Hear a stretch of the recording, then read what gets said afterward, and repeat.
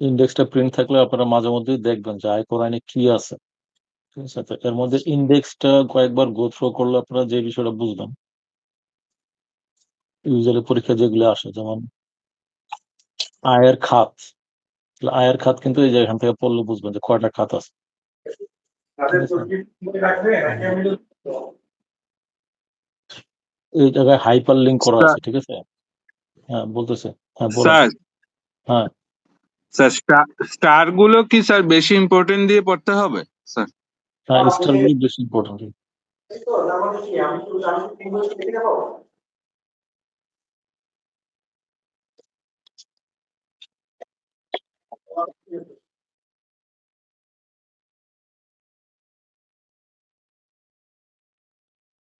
Hyper link যেহেতু দেওয়া আছে, যখন যেটা মানে ডিটেলস পড়তে চাবেন, এই লিঙ্কে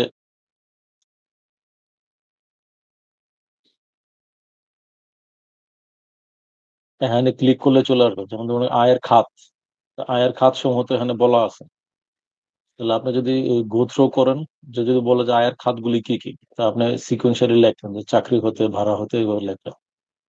আর পরীক্ষা যেটা বলছি যে এই যে খাত, খাত থেকে সরাসরি তেমন কোনো কোশ্চেন আসে না। বিভিন্ন সময় আপনারা যখন কোশ্চেন অ্যানালাইসিস আমরা করছি, তখন কিন্তু আমরা দেখছি যে বিভিন্ন খাতের যে খরচের বা অনুমোদনযোগ্য খরচের লিস্ট, ওই লিস্ট থেকে প্রায় সময় আসে যে চাকরি হইতে আয় গণনার ক্ষেত্রে কি কি খরচ বাদযোগ্য, ভাড়া খাতে আয়ের ক্ষেত্রে কি কি খরচ বাদযোগ্য।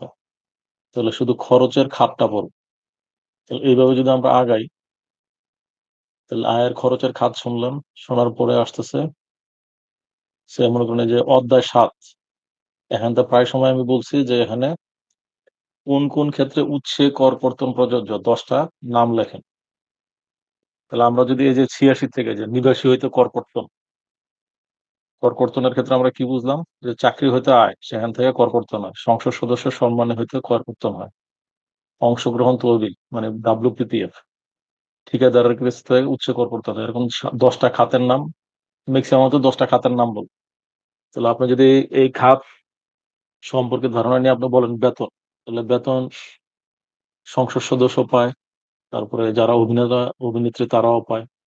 এরকম 10টা খাত কিন্তু আপনি যে 86 থেকে 119 পর্যন্ত যদি পড়েন, তাহলে খাতগুলি আপনি মোটামুটি মনে রাখতে পারবেন। ঠিক আছে, তাহলে এটা বারবার গো থ্রো করার কিছু নাই। আপনি একবার দুইবার যদি দেখেন, তো প্রথমটা আছে চাকরি হতে আয়, এটা সহজে মনে থাকবে। যারা চাকরি করেন তারা জানেন WPPF, এই শব্দটা তাদের মনে থাকবে। তারপরে সাপ্লায়ার, এটা মোটামুটি সবারই মনে থাকার কথা। তারপর হচ্ছে সেবা হইতে কর করত, ওই যে পাবলিসিটি বা বিজ্ঞাপন হইতে কর করত, কারোর কমিশন ডিসকাউন্ট দিলে কর করতাম। ঋণপত্রের ক্ষেত্রে যখন যাবেন, যে এলসি আর একটা হলো লোকাল এলসি, তাহলে এলসি আর লোকাল এলসি দুটা কাভার করলো। তারপরে বলা আছে জীবন বীমার পলিসির প্রিমিয়াম হতে করতো। তাহলে পলিসি নিয়ে যদি আসেন, তাহলে একটা বীমা কমিশন, সাধারণ বীমা, আবার বলা আছে জীবন বীমা, তাহলে এই তিনটা নাম এখান থেকে মনে থাকে। আবার যদি ব্যাংক ইন্টারেস্ট নিয়ে আসেন, তাহলে স্থায়ী আমানত, সঞ্চয় আমানত, সঞ্চয়পত্র, এই তিনটা হলো ব্যাংক রিলেটেড। নিবাসী সুদ হইতে করতো, তারপর ভাড়া হইতে কর করতো, তারপর এক্সপোর্ট ক্যাশ সাবসিডি হইতে কর করতো, লভ্যাংশ হইতে কর করতো, লটারি হইতে কর করতো। এরপরে দেখবেন ট্রেড লাইসেন্স, প্রকাশ্যে নিলাম, তারপরে ইআরসি আইআরসি করতে গেলে আমদানিকারকের কাছ থেকে, তো রপ্তানিকারকের কাছ থেকে। তাহলে একবার দুইবার পড়লে কিন্তু 10টা নাম মাথার মধ্যে ঢুকে যাবে। ঠিক আছে, তো এটা নিয়ে এত কষ্ট করার কিছু নেই।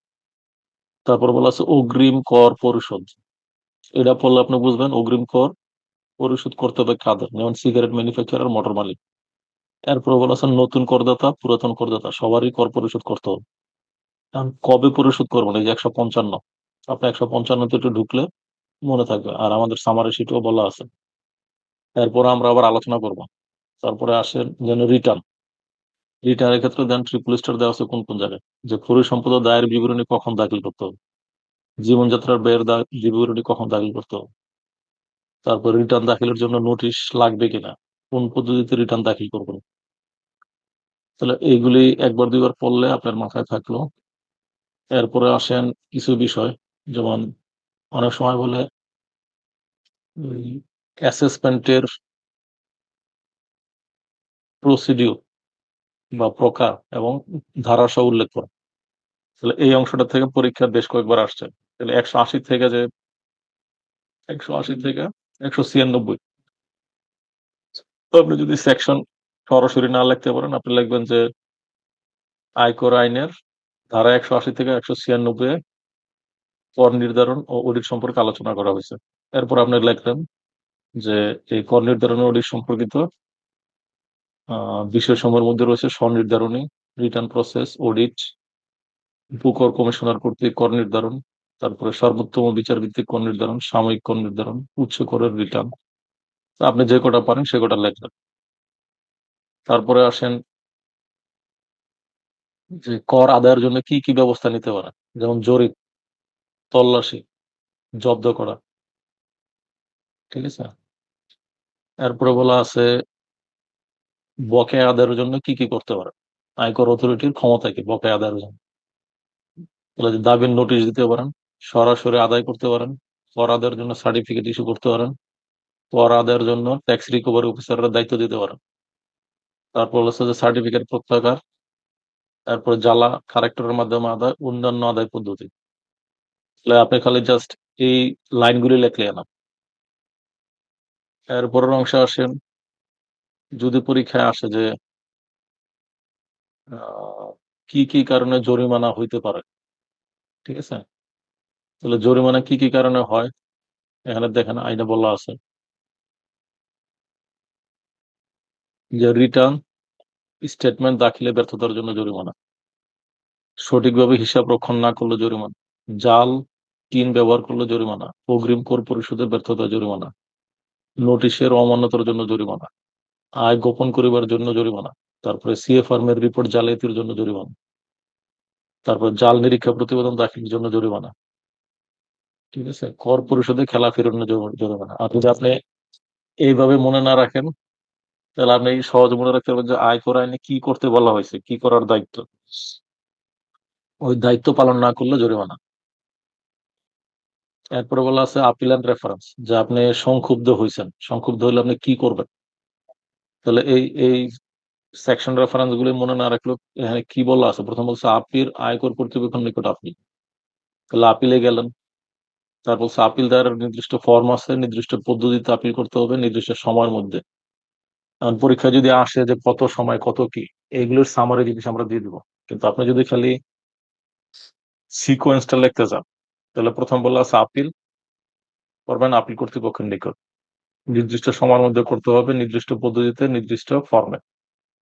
তারপর হচ্ছে আপিল অথরিটি নির্দিষ্ট পদ্ধতি অনুসরণ করবে এবং নির্দিষ্ট সময়ের মধ্যে সিদ্ধান্ত দাখিল করবে। তাহলে আপিলের পর আপনি যাবেন আপিল ট্রাইব্যুনাল, সেই ক্ষেত্রে নির্দিষ্ট ফর্ম আছে, প্রসিডিউর আছে, সময় আছে। তারা আবার আপিল নিষ্পত্তি করবে নির্দিষ্ট সময়ের মধ্যে। তাদের বিরুদ্ধে সংক্ষিপ্ত হলে আপনি হাইকোর্টে যাবেন, হাইকোর্ট বিভাগ সিদ্ধান্ত দিবে, হাইকোর্টের সিদ্ধান্তে সন্তুষ্ট না হলে আপিল বিভাগে। এবং এই যে লিগাল প্রসিডিউর, এই প্রসিডিউর আপনি সন্তুষ্ট না হলে আমি যাবো এডিআর। ঠিক আছে। তাহলে এডিআর সম্পর্কে যদি লিখতে হয়, তাহলে এডিআর মানে হলো বিকল্প বিরোধ নিষ্পত্তি।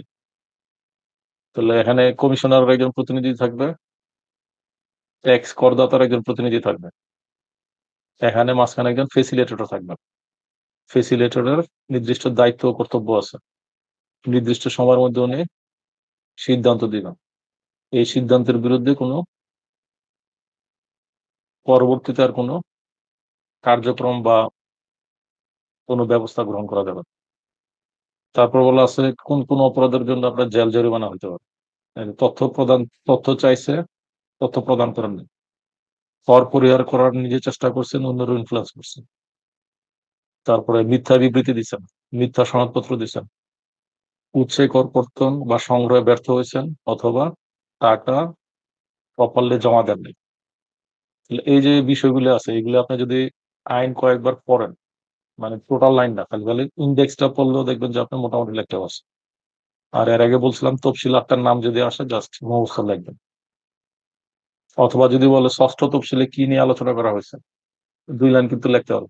সপ্তম তফসিলে কি আলোচনা করা হয়েছে। এগুলি লেখাটা কোনো কঠিন কাজ না।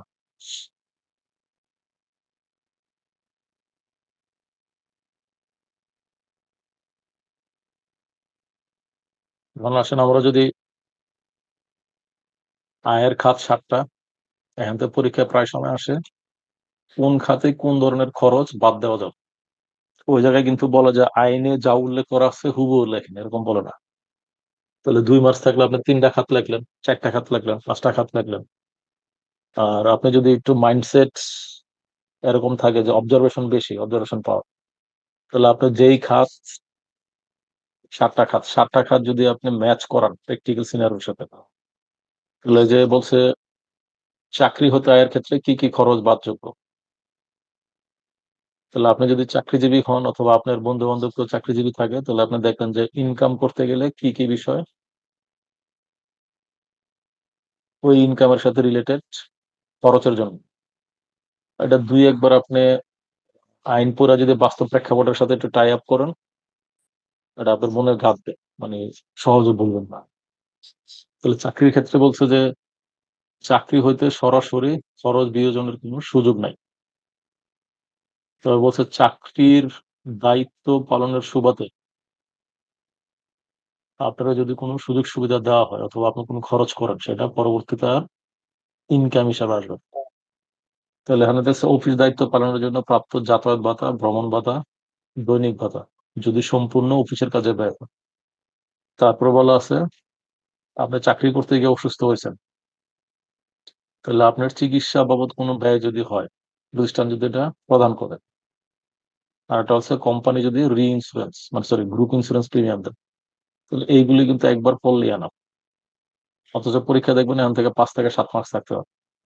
তাহলে ভাড়ার ক্ষেত্রে হাউস প্রপার্টি ভাড়া দেন বা অন্য কিছু ভাড়া দেন, তাহলে ভাড়া দিলে ভাড়া আদায় করতে খরচ হয়, রিপেয়ার মেনটেন্যান্স হয়, তারপরে বাড়ির পৌর কর, খাজনা, ব্যাংকের লোন থাকলে ইন্টারেস্ট, ঠিক আছে, তারপর শূন্যতা ভাতা, এইগুলি নাম লিখবেন। এর মধ্যে আবার কিছু স্পেসিফিক বিষয় আছে যেগুলো মনে রাখতে হবে, যেমন রিপেয়ার মেনটেন্যান্স করতে গেলে বাণিজ্যিক উদ্দেশ্যে ভাড়া দিলে বার্ষিক ভাড়ার 30% খরচ দেখানো যাবে, আবাসিক ভাড়া হইলে 25%, আর বাকিগুলি দেখেন একবার পড়লে কিন্তু enough। এরপর আসেন কৃষি। কৃষি হইতে আয়ের ক্ষেত্রে কি কি খরচ বাদযোগ্য। তারপরে যদি মূল আইনে যা আছে মনে রাখতে পারেন ভালো, না পারলে আমরা জানি যে কৃষি করলে কৃষির যে গবাদি পশু আছে ওইগুলোর জন্য রেয়ারিং মানে লালন পালনের ব্যয়, তাহলে কৃষির জন্য যদি গরু ছাগল হাঁস মুরগি এগুলি পালন করা লাগে, তাহলে এইগুলির ঘর বাড়ি বা তৈরি করতে গেলে একটা খরচ আছে। তারপরে জমি থাকলে জমির খাজনা, ল্যান্ড ডেভেলপমেন্ট ট্যাক্স, জমি যদি কারোর কাছ থেকে লিজ নেওয়া চাষাবাদ করেন তাহলে জমি ভাড়া, চাষাবাদ মানে কাল্টিভেশন রিলেটেড খরচ, উৎপাদিত ফসল বিক্রয় করতে গেলে খরচ, আবার কৃষি সরঞ্জাম যা আছে এগুলোর মেরামত খরচ আছে। আবার আপনি যদি উম, বৃহৎ আকারে করতে চান সেক্ষেত্রে পশু অথবা এই গোডাউন এগুলো যদি আপনি ইন্স্যুরেন্স করেন, ইন্স্যুরেন্স দেয়। তারপরে ডেপ্রিসিয়েশন, তারপরে আপনার যে কর্মকর্তা কর্মচারী থাকবে তাদের প্রশিক্ষণের জন্য যদি কোনো খরচ করেন অথবা নিজে প্রশিক্ষণ নেন, তাহলে মুখস্থ করার কিন্তু খুব বেশি ইফোর্ট দেওয়া লাগবে না। আর ব্যবসা হতে খরচ আমরা সবাই কম বেশি বুঝি, যে আমি মাল বিক্রি করব, তাহলে মাল বিক্রি করতে গেলে মাল ক্রয় করার থেকে বিক্রি পর্যন্ত যত খরচ, তাহলে আপনি যদি মানে গ্রস লেভেলে চিন্তা করেন, তাহলে উৎপাদন সংক্রান্ত খরচ, জেনারেল অ্যাডমিনিস্ট্রেটিভ খরচ, সেলিং ডিস্ট্রিবিউশন রিলেটেড খরচ, তারপরে ফাইন্যান্স কস্ট, আর একটা হলো শ্রমিক কল্যাণার্থে যদি কোনো খরচ করেন। তাহলে ব্যবসা করতে গেলে কি কি খাতে খরচ হয়, এটা যে কোনো কোম্পানির অ্যানুয়াল অ্যাকাউন্টস দেখলে আপনারা বুঝবেন। তাহলে এর মধ্যে বলা আছে কাঁচামাল ক্রয়, কাঁচামালের বাইরে যদি অন্য কোনো পণ্য ক্রয় করেন, যে কোনো জিনিসের ভাড়া, কর, এখানে বলছে ইনকাম ট্যাক্স ছাড়া, কারণ ইনকাম ট্যাক্স হলো অব্লিগেশন, এটা ব্যবসায়িক খরচ না। ঠিক আছে, তারপর বেতন, বোনাস, পারিশ্রমিক, মেরামত খরচ, বীমা, বিদ্যুৎ, গ্যাস, ইন্টারনেট রিলেটেড খরচ, পরিবহন খরচ, কমিশন, বিজ্ঞাপন, প্রশিক্ষণ ব্যয়, ভ্রমণ ব্যয়, তারপরে sales conference, dealer conference, annual conference, audit fee, legal fee, royalty, technical fee, তারপরে class subscription, welfare and contribution, আর একটা বলছে ব্যবসার জন্য যৌক্তিক কোনো খরচ। এরপরে বলা আছে স্যার ডেপ্রিসিয়েশন। ডেপ্রিসিয়েশনটা, হ্যাঁ, স্যার ডেপ্রিসিয়েশন। ডেপ্রিসিয়েশন কি আসবে স্যার? ডেপ্রিসিয়েশন অঙ্কে থাকতে পারে এরকম যে আপনি 100 টাকার একটা মেশিন কিনছেন, এটার ইউজফুল লাইফ 5 বছর, তাহলে প্রতি না বছর। না না না স্যার, সেটা বলছি না, বলছি যে ব্যবসায় হয়তো আয়, এখানে তো ডেপ্রিসিয়েশন কি কাউন্ট হবে খরচ হিসাবে? হ্যাঁ, আসবে। কারণ আপনি যে বিল্ডিং মেশিনারিজ প্লান্ট গাড়ি ঘোড়া এগুলি আছে, এগুলো যখন ব্যবসায়িক উদ্দেশ্যে ব্যবহার করতেছেন, মানে বিক্রির উদ্দেশ্যে কিনেন নাই, ব্যবসায় অ্যাডমিনিস্ট্রেটিভ পারপাসে অথবা প্রোডাকশন রিলেটেড কাজে, তাহলে মেশিন 100 টাকায় কিনলে 1 বছর পরে কিন্তু মেশিনের দাম কমলো, তাহলে যতটুকু কমলো অতটুকু ডিপ্রিসিয়েশন। এরপরে বলা আছে থার্ড থ্রি হলে ইনিশিয়াল ডিপ্রিসিয়েশন, এক্সিশিয়াল ডিপ্রিসিয়েশন, অ্যামোর্টাইজেশন হলো যেগুলি ফিক্সড অ্যাসেট, মানে যেগুলোর বাস্তব অস্তিত্ব বোঝা যায় না, যেমন কম্পিউটার সফটওয়্যার। তারপরে ওই অনেক জায়গায় যদি আমরা লাইসেন্সিং নেই, যেমন intellectual property licence, trade and trade trade licence, এগুলোর মূল্য তো বোঝা, মানে সার্টিফিকেট একটা মূল্য থাকে কিন্তু অ্যাকচুয়ালি এটার যে ফিজিক্যাল এক্সিস্টেন্স এটা বোঝা যায় না। তারপর research and development expenses, actual paid interest expenses. তারপর বলা আছে মূলধনী আয় সংক্রান্ত খরচ। তাহলে মূলধনী আয় মানে হলো যে একটা সম্পদ কিনবো, কেনার পরে যে কোনো প্রয়োজন হইলে এটা আমি বিক্রি করে দেবো। তাহলে ক্যাপিটাল নেচারের কোন বিষয় যদি আমি বিক্রি করি, তাহলে মূলধনের লাভ জেনারেট হয়। তাহলে লাভ জেনারেট করতে গেলে, লাভ মানে হলো ক্রয় মূল্য এবং বিক্রয় মূল্যের পার্থক্য। তাহলে এখন যদি আপনি বলেন যে বিক্রয় মূল্য থেকে ক্রয় মূল্য বাদ দিবেন, তাহলে প্রথমে আসছে খরচটাকে ক্রয় মূল্য। তারপরে বললো যে এটা ক্রয় করার সময় যদি কোনো রেজিস্ট্রেশন কস্ট থাকে, ইমপ্রুভমেন্ট কস্ট থাকে, টাইটেল ট্রান্সফার, তারপরে রেজিস্ট্রেশন করতে গেলে, ডিড করতে গেলে যে সকল খরচ, তাহলে যে জিনিসটা বিক্রি করলেন সেটা বিক্রয়যোগ্য অবস্থায় আনতে যত ধরনের খরচ আছে সবই অ্যালাউড। তারপর হচ্ছে আর্থিক পরিসম্পদ হইতে আয়, মানে এই ক্ষেত্রে কি কি খরচ হবে। তাহলে ব্যাংকে যদি আমি টাকা রাখি, ব্যাংক একটা চার্জ ধার্য করে। তারপরে ব্যাংকের যদি আমি দায়িত্ব যে কালেকশনের, তাহলে কালেকশন চার্জ নেবে। ঠিক আছে, তাহলে দুইটা বলছে কালেকশন চার্জ যদি প্রমাণিত হয়, আর একটা হচ্ছে ইনভেস্টমেন্ট রিলেটেড চার্জ। তাহলে আর্থিক পরিসম্পদ সে আপনি ব্যাংকে টাকা খাটাইবেন, আরেকজনের লোন আনছেন, ওনার কাছ থেকে 5% আনছেন, ব্যাংক ইনভেস্টমেন্ট করছেন, 10% ইন্টারেস্ট পেয়েছেন। তাহলে আপনি এই ইনভেস্টমেন্ট করার জন্য যে ফান্ড নিছেন, ওই ফান্ডের যদি কোনো ইন্টারেস্ট দেওয়া লাগে সেটাও খরচ হিসাবে হবে। অন্যান্য উৎসের ক্ষেত্রে বলা আছে commission, collection expenses, maintenance expenses, professional fee, direct earning expenses. ঠিক আছে, এখন নোটসে দিয়ে দিচ্ছে, কেউ যদি ডিটেলস পড়তে চান তাহলে আয়কর আইন দেখেন। ঠিক আছে, কিন্তু এই আইটিপি পরীক্ষার জন্য এত ইফোর্ট না দিলেও চলবে। আর এডিআর থেকে প্রতি বছরই কোশ্চেন আসে। এডিআর থেকে যে কোশ্চেন আসে, টোটাল আইনটারে সামারি করলে যা আসে, এটার আলাদা একটা শীটও আমরা দিব, এডিআর নিয়ে আলাদা একটা রচনামূলক কোশ্চেন আছে। ঠিক আছে, তারপরে এডিআর থেকে যদি আমরা সংক্ষিপ্ত বুঝতে চাই, এডিআর মানে হলো জাতীয় রাজস্ব বোর্ড আয়কর আইন 2023-এর 343 অনুযায়ী এডিআর ডিসপোজ বা বিকল্প বিরোধ নিষ্পত্তি জারি করে। তাহলে এত বড় জিনিস আমার লেখার দরকার নেই, আপনি লিখবেন যে আয়কর আইনে রেগুলার যে লিগ্যাল প্রসিডিংস বা আইনগত কার্যক্রম, এই কার্যক্রমের বাইরে সালিসি ব্যবস্থার মাধ্যমে কোনো ডিসপুট বা অসন্তুষ্টি বিরাজমান হইলে করদাতা এবং কর আদায়কারী কর্তৃপক্ষের মধ্যে, তাহলে এজিআর এর পন্থায় বিকল্প বিরোধ নিষ্পত্তি অথবা সালিসি পদ্ধতির মাধ্যমে দ্রুততম সময়, কম খরচে আইনি প্রক্রিয়ার বাইরে সমাধানের জন্য এডিআর ইস্টাবলিশ করা হয়েছে।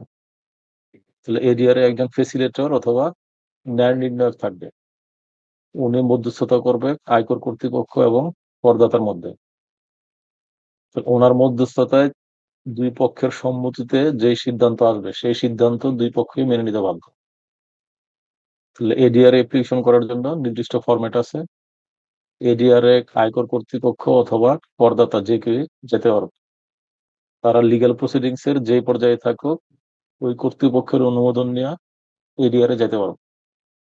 আর এডিআর যে রায় হবে সেই রায়ের বিরুদ্ধে কোনো পরবর্তীতে লিগ্যাল প্রসিডিংস অথবা মামলা মোকদ্দমা অবতীর্ণ হওয়া যাবে না। এটা হলো মোট কথা। আর যদি আপনারা একটা আলাদা আলাদা পড়েন তাহলে বলছে এডিআর কি, এডিআর হলো আদালত বা আপিলের বাইরে সমঝোতার মাধ্যমে পর বিরোধ নিষ্পত্তির ব্যবস্থা, যেখানে একজন নিরপেক্ষ সহায়তাকারী, এরা বলা হয় ফেসিলিটেটর, উভয় পক্ষকে সমাধানে সাহায্য করে। কারণ ইন্টারভিউতে কোশ্চেন এরকম হয়তো আসতে পারে যে এডিআর কি, অথবা এডিআর এ যিনি এই ন্যায় নির্ণয় করেন ওনারে কি বলা হয়, তখন আপনি শব্দটা বললেন সহায়তাকারী অথবা মধ্যস্থতাকারী অথবা ফেসিলিটেটর। কোন কোন মামলায় এডিআর করা যাবে বলছে, আপিল চলমান থাকলেও নেওয়া যাবে, বিচারাধীন থাকলেও, ইভেন হাইকোর্টে থাকলেও সেই মামলা এডিআর এ আনা যাবে। তাহলে পারমিশন নিয়ে নিতে হবে। আপিলে থাকলে আপিল কমিশনারের পারমিশন, যদি এডিশনাল কমিশনার আওতায় থাকে তার পারমিশন, ট্রাইব্যুনালে থাকলে ট্রাইব্যুনালের মেম্বারের পারমিশন।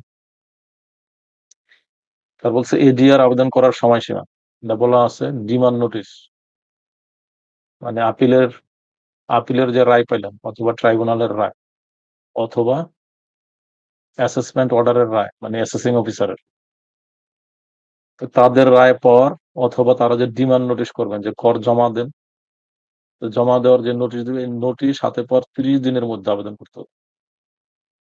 আবেদন করতে গেলে 500 টাকা ফি দিতে হবে। আবেদন কোথায় করতে হবে, কারণ বলছে মামলা কোথায় চলমান তার উপর নির্ভর করে আবেদন করতে হবে। তাহলে মামলা যদি আপিলে থাকে তাহলে আপিলের যে কর্তৃপক্ষ তার কাছে আবেদন করবেন, তার অনুমতি নেওয়ার পরে আপনি যাবেন এডিআর। ট্রাইব্যুনালে থাকলে ট্রাইব্যুনালের রেজিস্ট্রার, আর অন্য জায়গায় থাকলে হাইকোর্টে থাকলে হাইকোর্টের পারমিশন। তো বলছে এডিআর প্রক্রিয়া কিভাবে চলবে। প্রথম বলছে আবেদন জমা, তারপরে সহায়তাকারী নিয়োগ, উভয় পক্ষকে নোটিশ দিবে, তারপরে দুজন এই তিন পক্ষের মধ্যে আলোচনা হবে, তিন পক্ষে যদি এগ্রি হয় তাহলে মামলা খতম, আর যদি সমঝোতা না হয় তাহলে বলছে আগের জায়গায় হয় আপিলে যাবে, নাহলে ট্রাইব্যুনাল, আর নাহলে হাইকোর্ট। এখন কে সহায়তাকারী হইতে পারবে হচ্ছে অবসরপ্রাপ্ত কর কর্মকর্তা, বিচার বিভাগীয় কর্মকর্তা, চার্টার্ড অ্যাকাউন্ট্যান্ট, অভিজ্ঞ ট্যাক্স পেশাজীবী। তার মানে যে আমি আপনিও হইতে পারবো যারা আমরা প্রথম তিনটা কন্ডিশনে না পড়ি।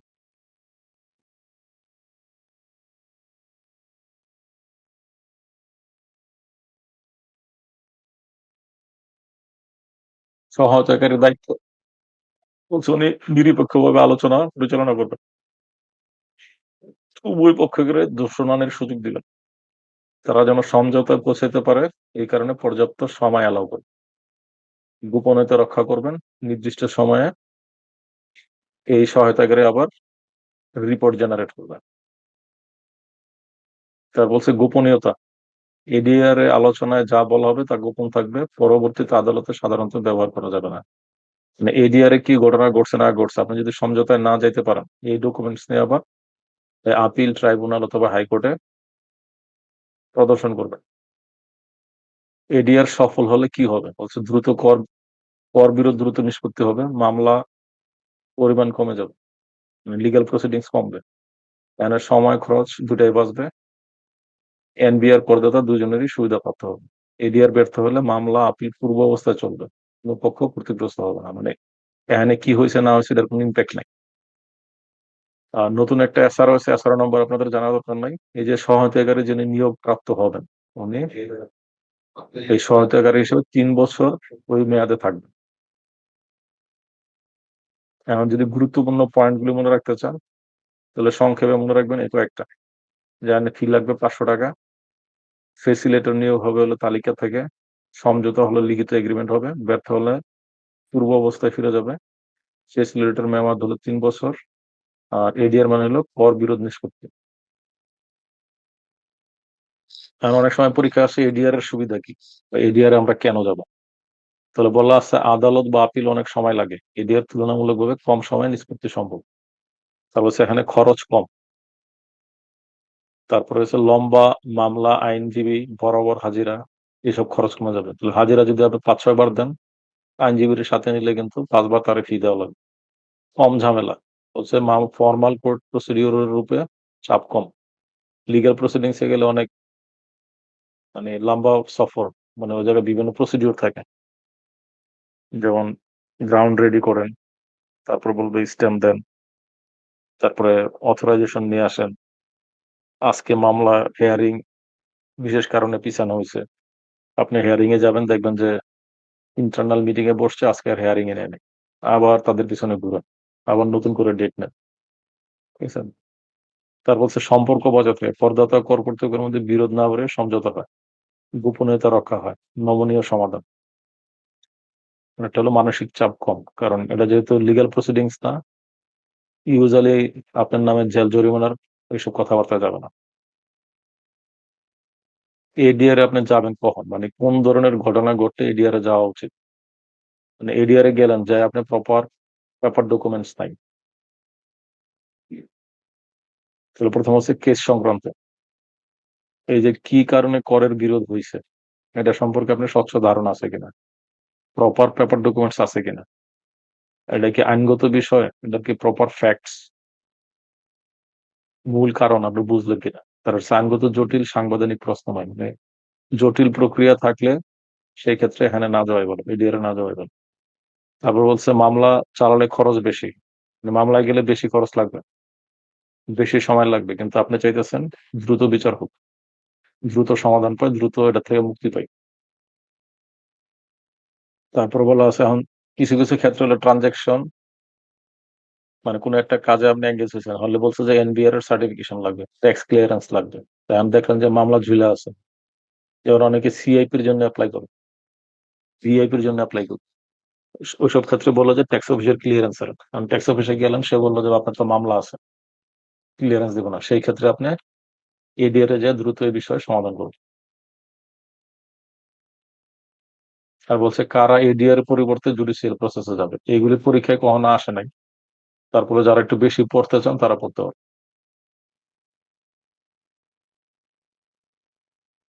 তাহলে প্রথম 2 পাতায় যা আছে এটাই আনা।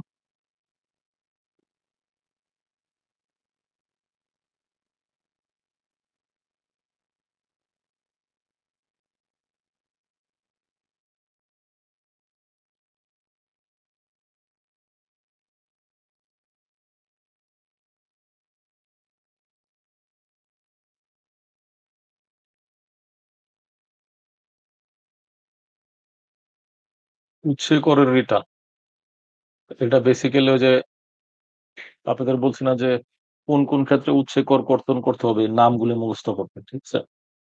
তো এই নামগুলি ইন্ডেক্সে যা আছে এখানে তার চেয়ে বেশি দেওয়া আছে, যেমন সেকশন সহ দেওয়া আছে, এই সেকশন গুলি পড়ার পরে আরো কিছু বিষয় এখানে আছে, যেমন উৎস করের বিস্তারিত বিবরণ, সেবা, এই সেবার নাম এখানে দেওয়া আছে। তাহলে আপনি উপরে যে চার্ট আছে ওই চার্টের বাইরে যদি আপনি এইসব সেবার নামও লেখেন, 10টা খাত যদি বলতে যান, এই সেবার নামগুলি লেখলেও হবে, যেমন ক্রেডিট রেজিং এসেসি, মোটর গ্যারেজ বা ওয়ার্কশপ, ইন্ডেন্টিং কমিশন, তারপর man power supply, security, cleaning, catering, supply, উপদেষ্টা পরামর্শ, তারপর পেশাদার সেবা। আপনার লামসাম আপনার 10টা নাম লিখতে পারলে হবে, ঠিক আছে।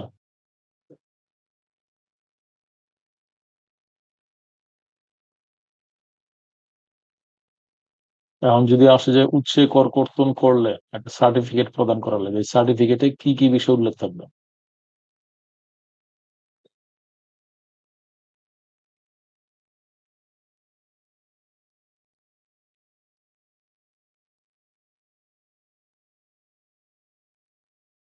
তাহলে আপনি যদি মানে আইন নাও পড়েন, তাহলে আপনি লিখতে পারবেন যে যার কাছ থেকে উৎসে কর্তন করা হয়েছে তার নাম, তার ইটিন নম্বর, কত টাকা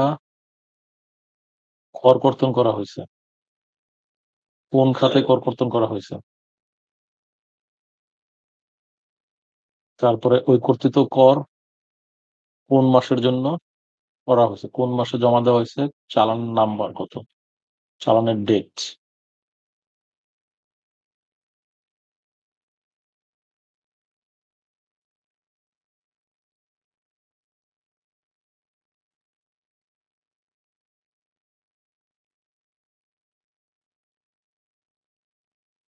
তারপর আসেন,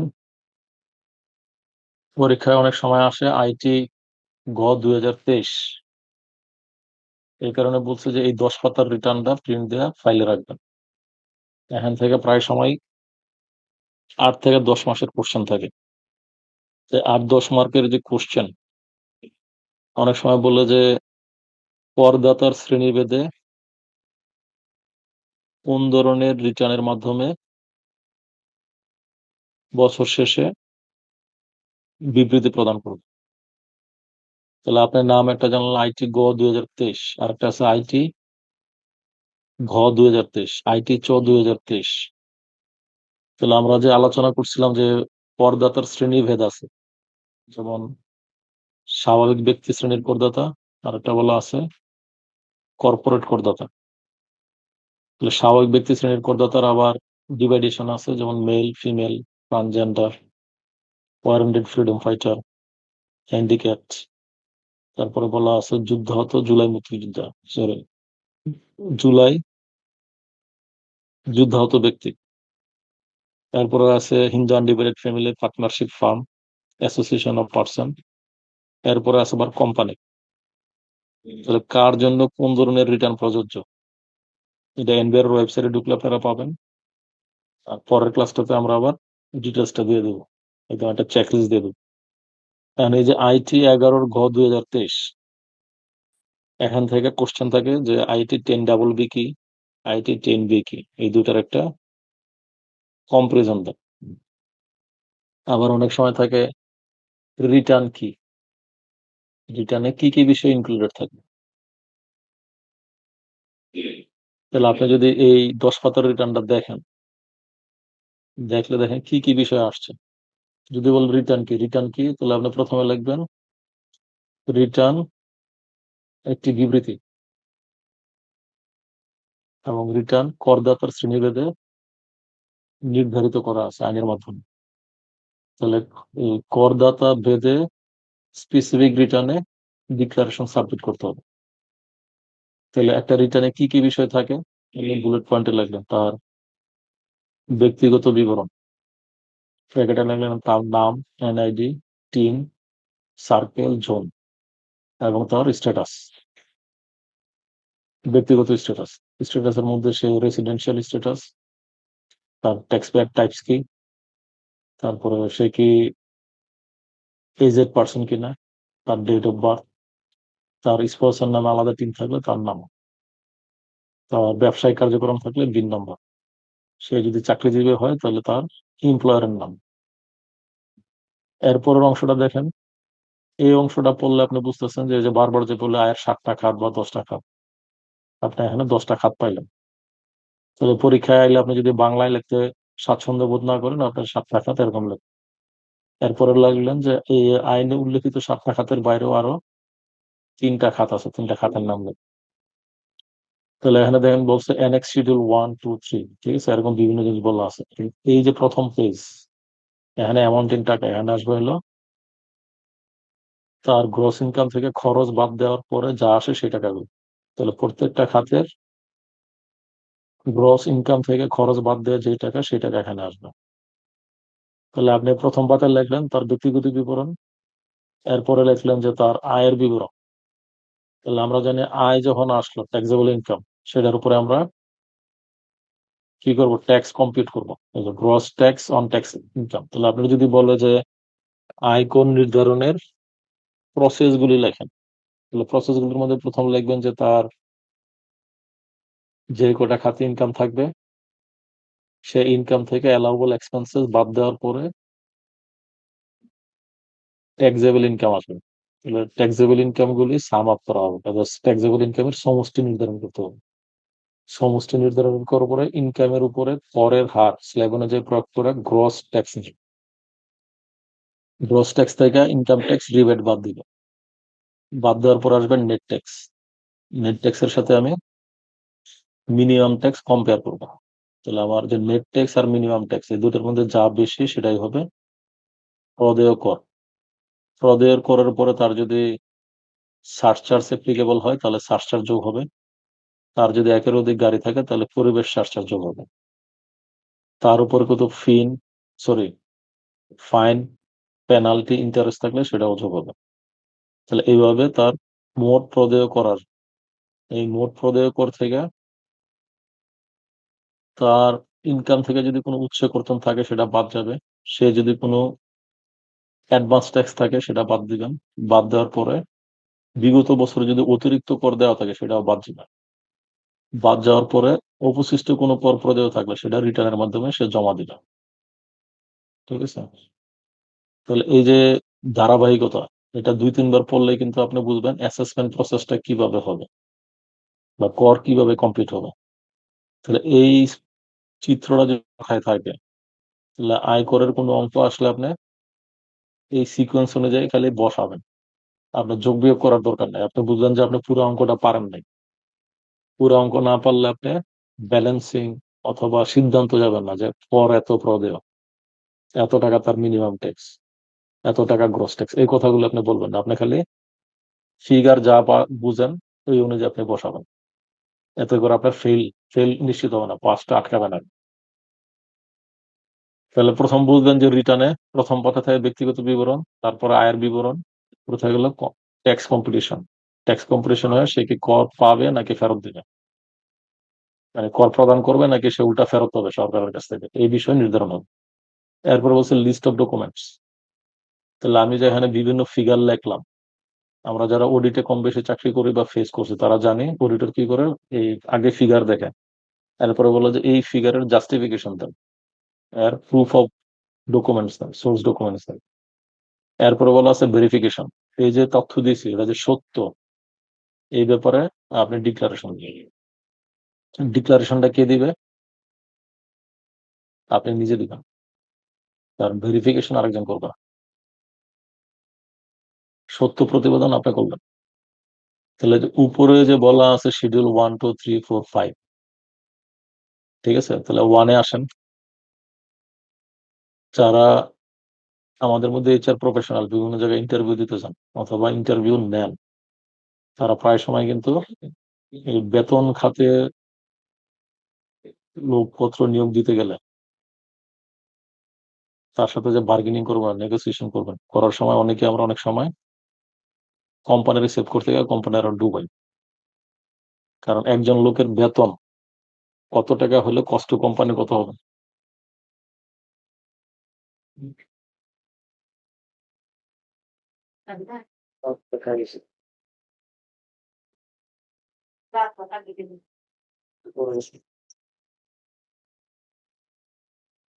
তাহলে দেখেন এই যে বেতন নেগোসিয়েশন করার সময় আমরা কষ্ট কোম্পানি অনেক সময় কথাটা বলি।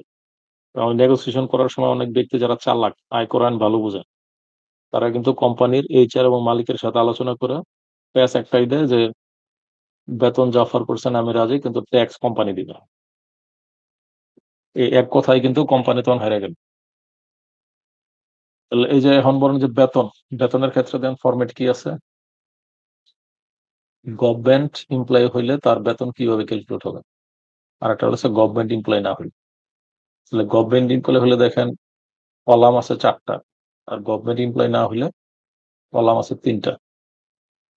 পার্থক্যটা কি দেখেন, এই যে নিচে 14 নম্বর, গভর্নমেন্ট এমপ্লয়ি না হলে তার বেতন, বেতনের যত এলিমেন্ট আছে সব যোগ হইব, একটার পর একটা যোগ, যোগ করার পরে 6 শিডিউল পার্ট 1 অনুযায়ী এক্সাম্পশন, মানে বেতন যা পাইলেন তার 1/3 অথবা 5 ভাগ বাদ দিয়ে বাকি টাকার উপরে যে টোটাল ইনকাম ফ্রম স্যালারি।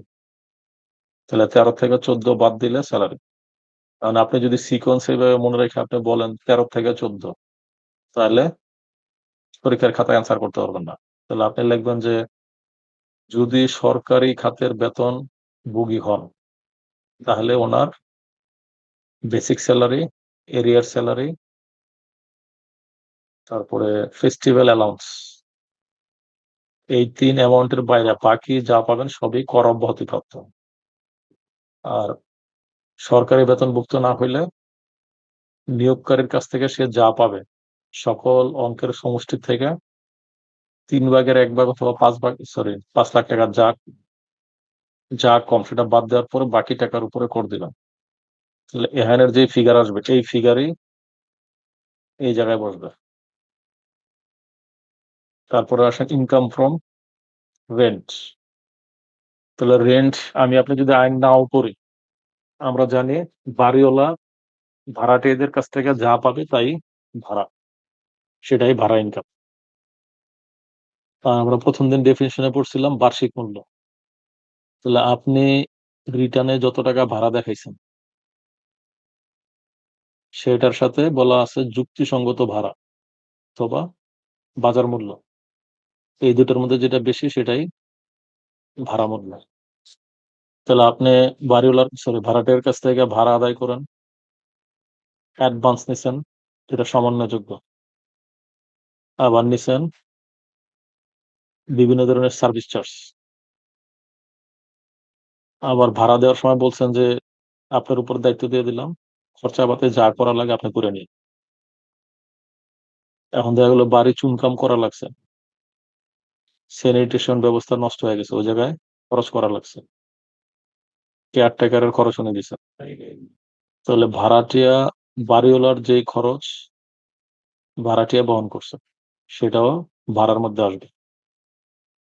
আবার যেই বিষয়টা ভাড়াটিয়া সম্পাদন করার কথা, যেমন সে ইউটিলিটি বিল, বলা আছে ইউটিলিটি বিল টোটাল ভাড়ার মধ্যে ইনক্লুডেড। তাহলে ইউটিলিটি বিল কনজাম্পশন করছে হলো ভাড়াটিয়া, এই টাকা তারই দেওয়ার কথা। এখন বলছি এটা ভাড়ার মধ্যে ইনক্লুডেড, তাহলে এটা ভাড়া না, এটা থেকে বাদ যাবে। তাহলে এইভাবে যা আসলো ওই অ্যামাউন্ট থেকে আপনি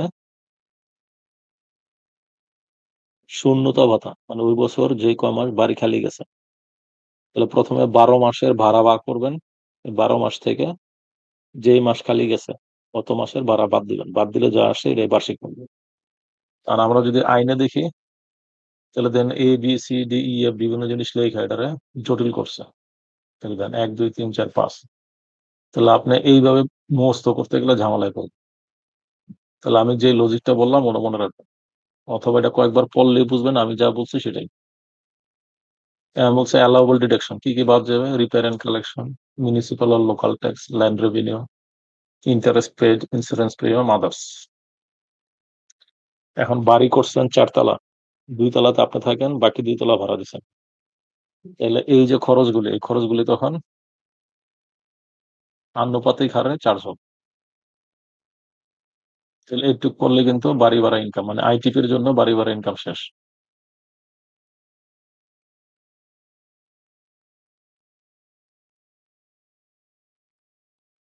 ব্যবসা খাত পর আলোচনা করব। এই যে শিডিউল 5, যে কোন কোন জায়গায় বা কোন কোন ক্ষেত্রে বিনিয়োগ করলে ইনভেস্টমেন্ট ট্যাক্স ক্রেডিট, মানে প্রদেয় কর কিছুটা কমবে।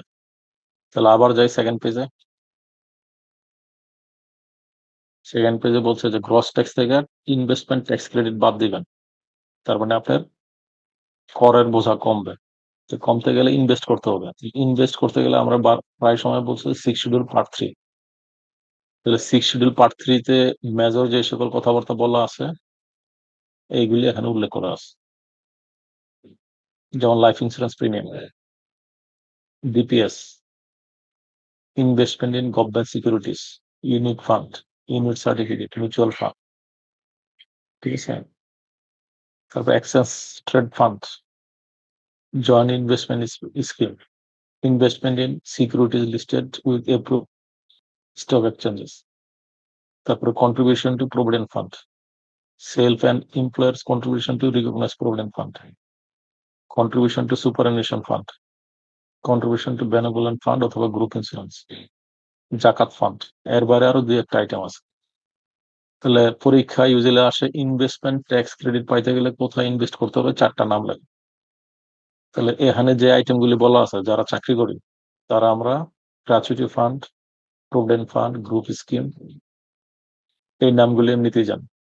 আর যারা শেয়ার মার্কেটে লেনদেন করেন অথবা যাদের টাকা পয়সা আছে ব্যাংকে টাকা খাটাইছেন তারা ডিপিএস, সঞ্চয়পত্র, এই 2টা নাম আমরা সবসময় মনে রাখতে হবে। তাহলে পাস করার জন্য কিন্তু খুব বেশি শ্রম দেওয়ার দরকার নাই।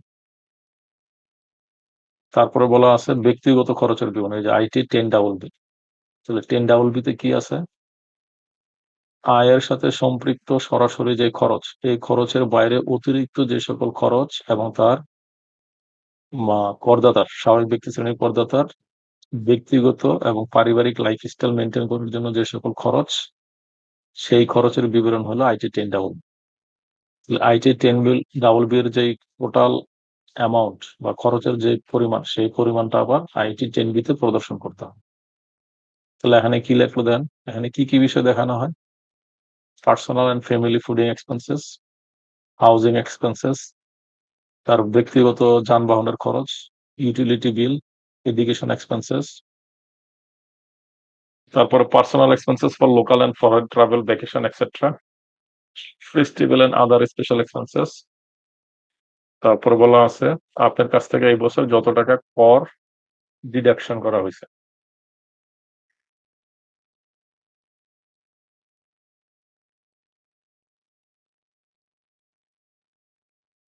তাহলে আপনি যা জমা দিচ্ছেন অথবা আপনার কাছ থেকে যা কাটছে এবং সারচার্জ, মানে আমরা তো ইউজুয়ালি কি হয়, আয় বছর শেষ হয় পরের বছর ট্যাক্স দিই রিটার্ন জমা দেওয়ার সময়। তাহলে আয় বছরে আমার কাছ থেকে যা কাটছে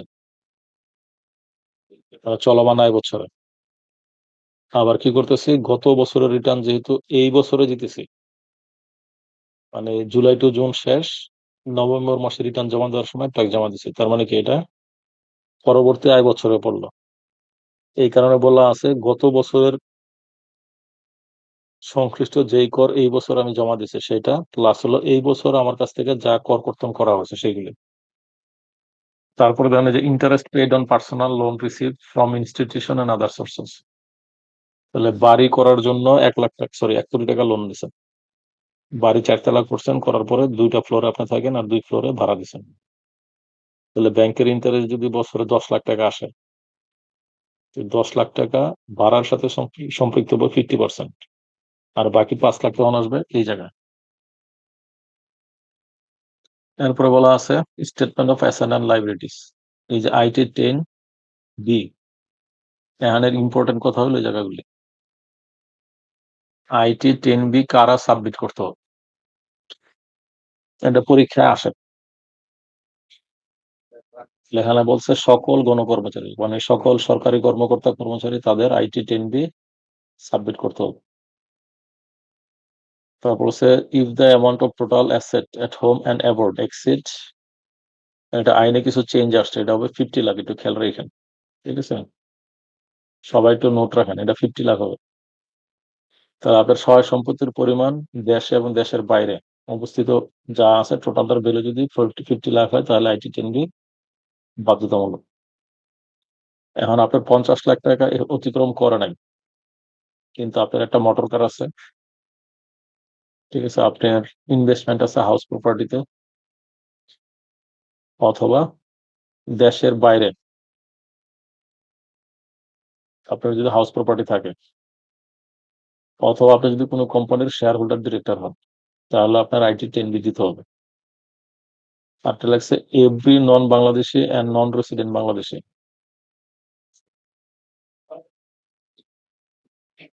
নন বাংলাদেশি মানে হলো ফরেনার, আর একটা হলো নন রেসিডেন্ট বাংলাদেশি, মানে আপনি রেসিডেন্সিয়াল ক্রাইটেরিয়া ফুলফিল করার জন্য যতদিন থাকা দরকার অতদিন ছিলেন না, তাহলে আপনি এই অ্যাসেট লাইবিলিটি স্টেটমেন্ট দিতে হবে।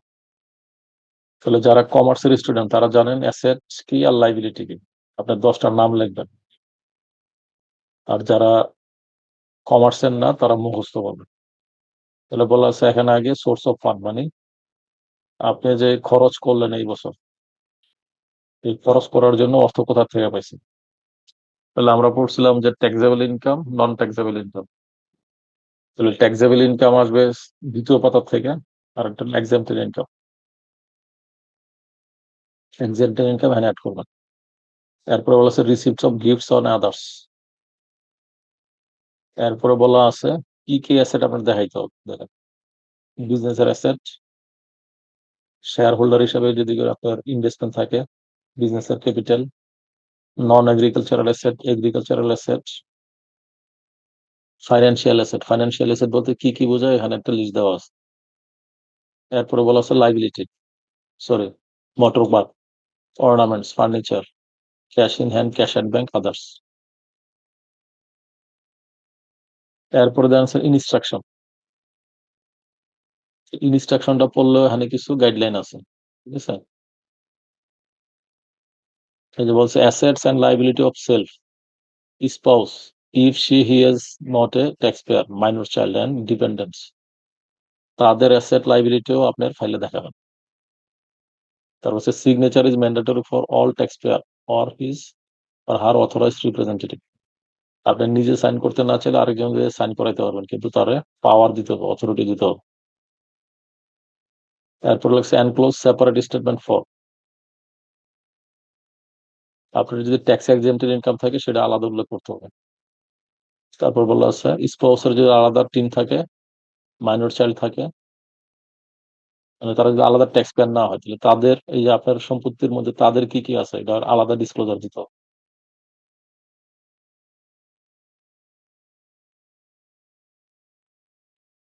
তারপর হচ্ছে এনক্লোজ হোয়ার অ্যাপ্লিকেবল, মানে কি কি বিষয় আপনি এনক্লোজ করবেন তার একটা গাইডলাইন দেওয়া আছে।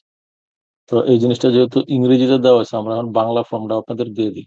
বাংলা ফর্মটা পাইলে আপনার জন্য সহজ হবে।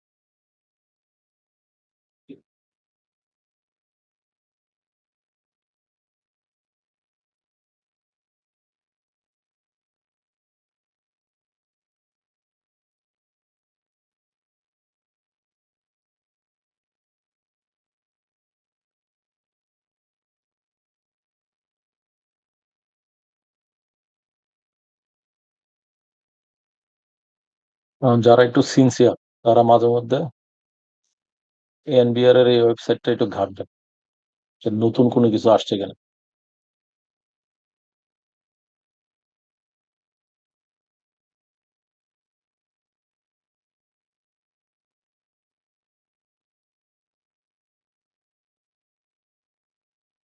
এই যে দেখেন এখানে বলা আছে কার জন্য কোন ধরনের ফর্ম, এগুলো আছে স্বাভাবিক ব্যক্তি ও কোম্পানি করদাতা ব্যতীত অন্যান্য করদাতার রিটার্ন।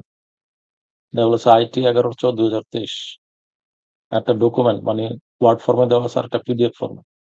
তাহলে আপনারা যদি ঘাটাঘাটি করে এখান থেকে কিছু পয়েন্ট নেন তাহলে স্টাডিটা একটু ভালো হবে। আদারওয়াইজ দেখলো যে শুধু আমাদের উপর ডিপেন্ড করলে মানে মনোযোগ নষ্ট হবে আর কি, নিজেও কিছু কিছু জিনিস নিজে আগাবেন।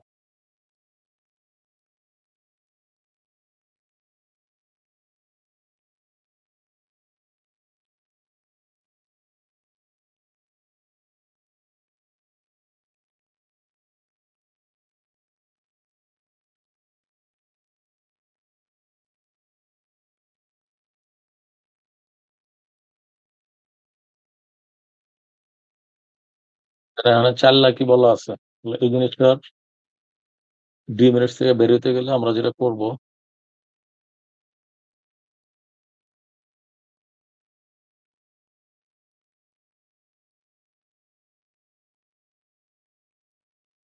ওটা প্রিন্ট দেওয়ার পাশাপাশি আমরা যেটা করবো হলো এই যে শেষ পেজ,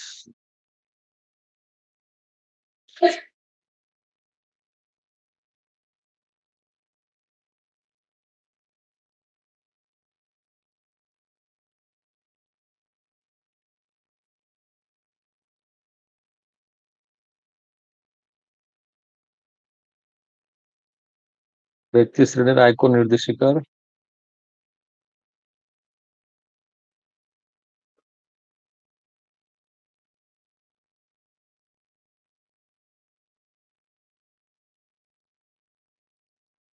এই যে দেখেন এখানে বাংলাটা দেওয়া আছে,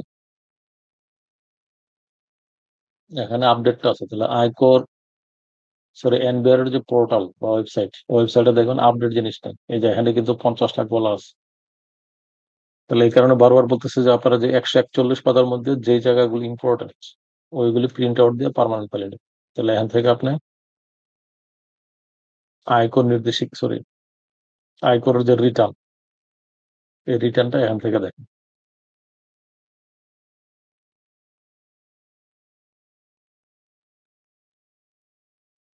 আর যেটা বলছিলাম যে আয়কর উৎসে কর কর্তনের যে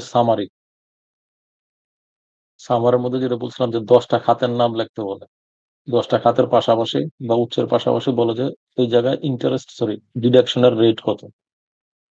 তাহলে ডিডাকশনের রেটের মধ্যে দেখবেন কিছু কিছু বিষয় আপনি এমনি মনে রাখবেন। তো এখন 10%-এর যে কটা খাত আছে এগুলো মনে রাখলে হবে। তাহলে সহজ খাত হলো বাড়ি ভাড়া, ইন্টারেস্ট, সঞ্চয়পত্রের ইন্টারেস্ট, তারপরে WPPF এর বেনিফিট থেকে কত টাকা কাটতে হবে, আর কিছু আছে গড় হার, যেমন বেতন রিলেটেড যা আছে সব হচ্ছে গড় হার। তাহলে এই যে 173 থেকে 182, তাহলে 182 পর্যন্ত কিন্তু আপনার মনে রাখার দরকার নেই। আপনি এখান থেকে 10টা খাত আপনার মতো করে বাছাই করে ইন্টারেস্ট সরি ডিডাকশন রেট সহ আপনি উল্লেখ রাখবেন, তাহলে আপনার কাজ শেষ। তাহলে শুধু শুধু আপনার এই যে 86 থেকে 139 নম্বর পর্যন্ত ধারা, এত কিছু পড়ার আপনার দরকার নেই।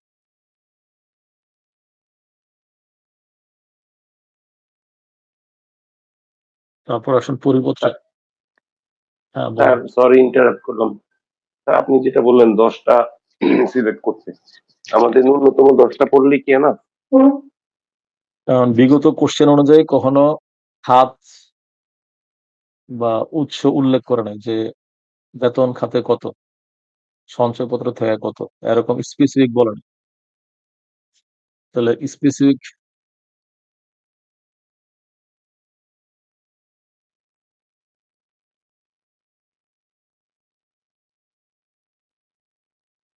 একটু লাইনে থাকেন আপনারা, হ্যাঁ?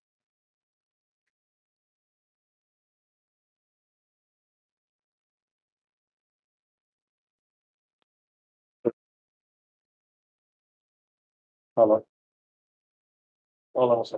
জি, হ্যাঁ আছি।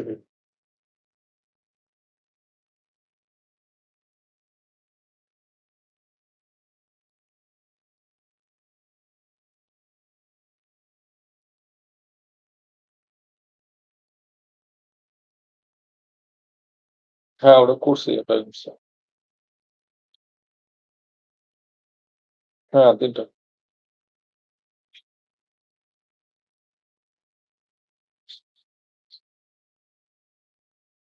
খোঁজ খবর আসলে চাকরি তার ইচ্ছাই করতেছে না। কালকে 2 জায়গায় আছে, দেখি কি হয়, কালকে আলোচনা করে দেখি।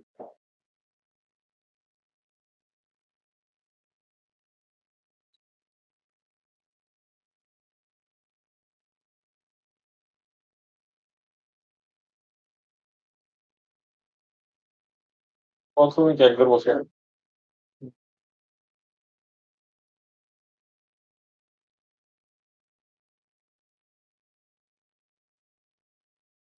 ওই কারণে একটু দেখতেছি, দেখি 2 দিকে চেষ্টা করতেছি, যেটা হয় আর কি।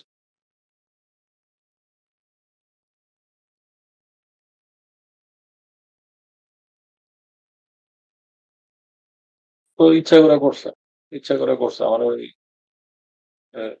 রিক্রুটমেন্ট ফার্ম থেকে ফোন দিছিল কালকে, বললো যে আসলে উনি তো কাজটা ঠিক করে নাই, ওনার উচিত ছিল আপনারা জানায় আলোচনা করে সিদ্ধান্ত নেওয়া। উনি বললো যে বেসিক্যালি করছি হলো স্যালারি ইস্যুতে, তো অন্য কোনো কারণ নেই। কিছুই নাই, যে বেতন তার কাছে লোড হয়ে গেছে। তো লোড কি আমার ট্যাক লেভেল কি গুলি কিছু হয় নাই, কিন্তু ওটা করবে না আস্তে আস্তে।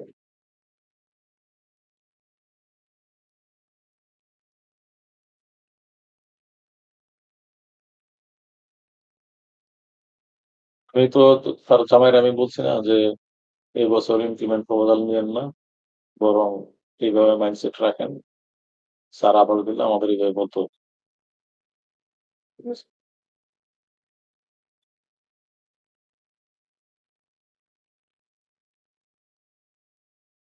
Very good.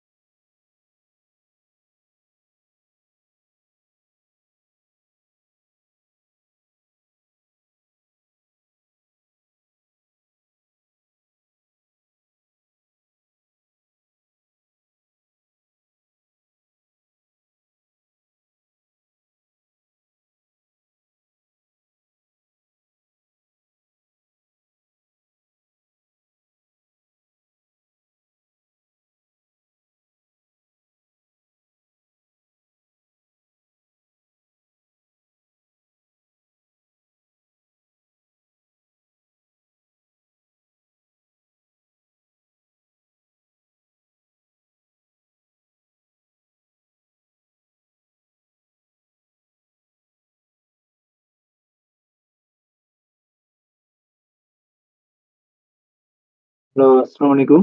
সবাইকে শুনছেন? না, ফারুক ভাই, প্রায় 5-7 মিনিট কোনো কিছু শোনা যাচ্ছে না। হুম, স্যার স্যার কি কিছু বলছে যে বিরতি বা কিছু? না বা না, ক্লাসে স্যারে কিছু ওই যে গেছিল, ফোন আসছে মানে ফোনটা আচ্ছা আনসার আচ্ছা করতে আসবে। আচ্ছা, ঠিক আছে তার স্যার। শেষ খবরটা আসবে।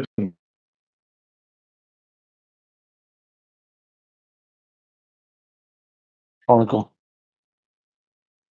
আচ্ছা, আর পরিপত্র থেকে আমি যেটা বলছিলাম যে 1 থেকে 13 পাতা আপনাদের নোটসে দেওয়া আছে, 1 থেকে 13 পাতা পড়বেন। তাহলে 1 নম্বর পাতা থেকে 13 পাতা পর্যন্ত যেটা আসছে, এখানে বেসিক্যালি পরীক্ষায় বিভিন্ন সময় আসে যে অমুক শ্রেণীর করদাতার করের হার উল্লেখ করে। আবার অনেক সময় থাকে সারচার্জের পরিমাণ কত। আবার অনেক ক্ষেত্রে থাকে থ্রেশহোল্ড লিমিট, মানে কোন শ্রেণীর করদাতার জন্য কত টাকা পর্যন্ত অব্যাহতি আছে, কর মুক্তির সীমা। তাহলে পড়ার সময় কিন্তু আপনারা এই জায়গাটা খেয়াল করেন যে 26, 27, 27, 28 কর বর্ষের জন্য প্রযোজ্য কর হার। যদি পরীক্ষায় কর বর্ষ বা আয় বর্ষ উল্লেখ করে দেয়, তাহলে একটু ভালো মতো সতর্কতা অবলম্বন করতে হবে। তাহলে এখন এই 26, 27, 27, 28 2 বছরের জন্যই স্বাভাবিক ব্যক্তি ও হিন্দু অবিভক্ত পরিবারের জন্য করের হার উল্লেখ করছেন। এর মধ্যে ব্র্যাকেট আবার লাগছেন যে বাংলাদেশি নন ইউরোপ, বাংলাদেশে অনিবাসী স্বাভাবিক ব্যক্তি ব্যতীত। তার মানে এটা হলো নন রেসিডেন্ট ফরেনার, মানে ফরেনার ব্যক্তি যিনি বাংলাদেশের নিবাসী না, তার ছাড়া সকল স্বাভাবিক ব্যক্তির জন্য করের হার 3,75,000 পর্যন্ত কর নাই। পরের 3 লাখের জন্য 10, পরের 4,00,000 15। তাহলে রেটটা মনে রাখবেন 10, স্যার, 15, 20, 25।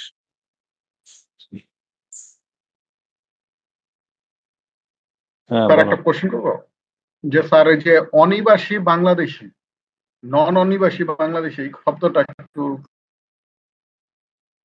এটা তো প্রথম ক্লাসে ছিলেন আপনি না? স্যার আমি মনে হয় মিস করছি হয়তো, ওই জায়গাটুকু হয়তো আমি খেয়াল করি। আচ্ছা, আপনারা বাকি যারা আছেন এদেরকে আমরা ওই যে সংজ্ঞা নিয়ে আলোচনা করছিলাম কোন ক্লাস?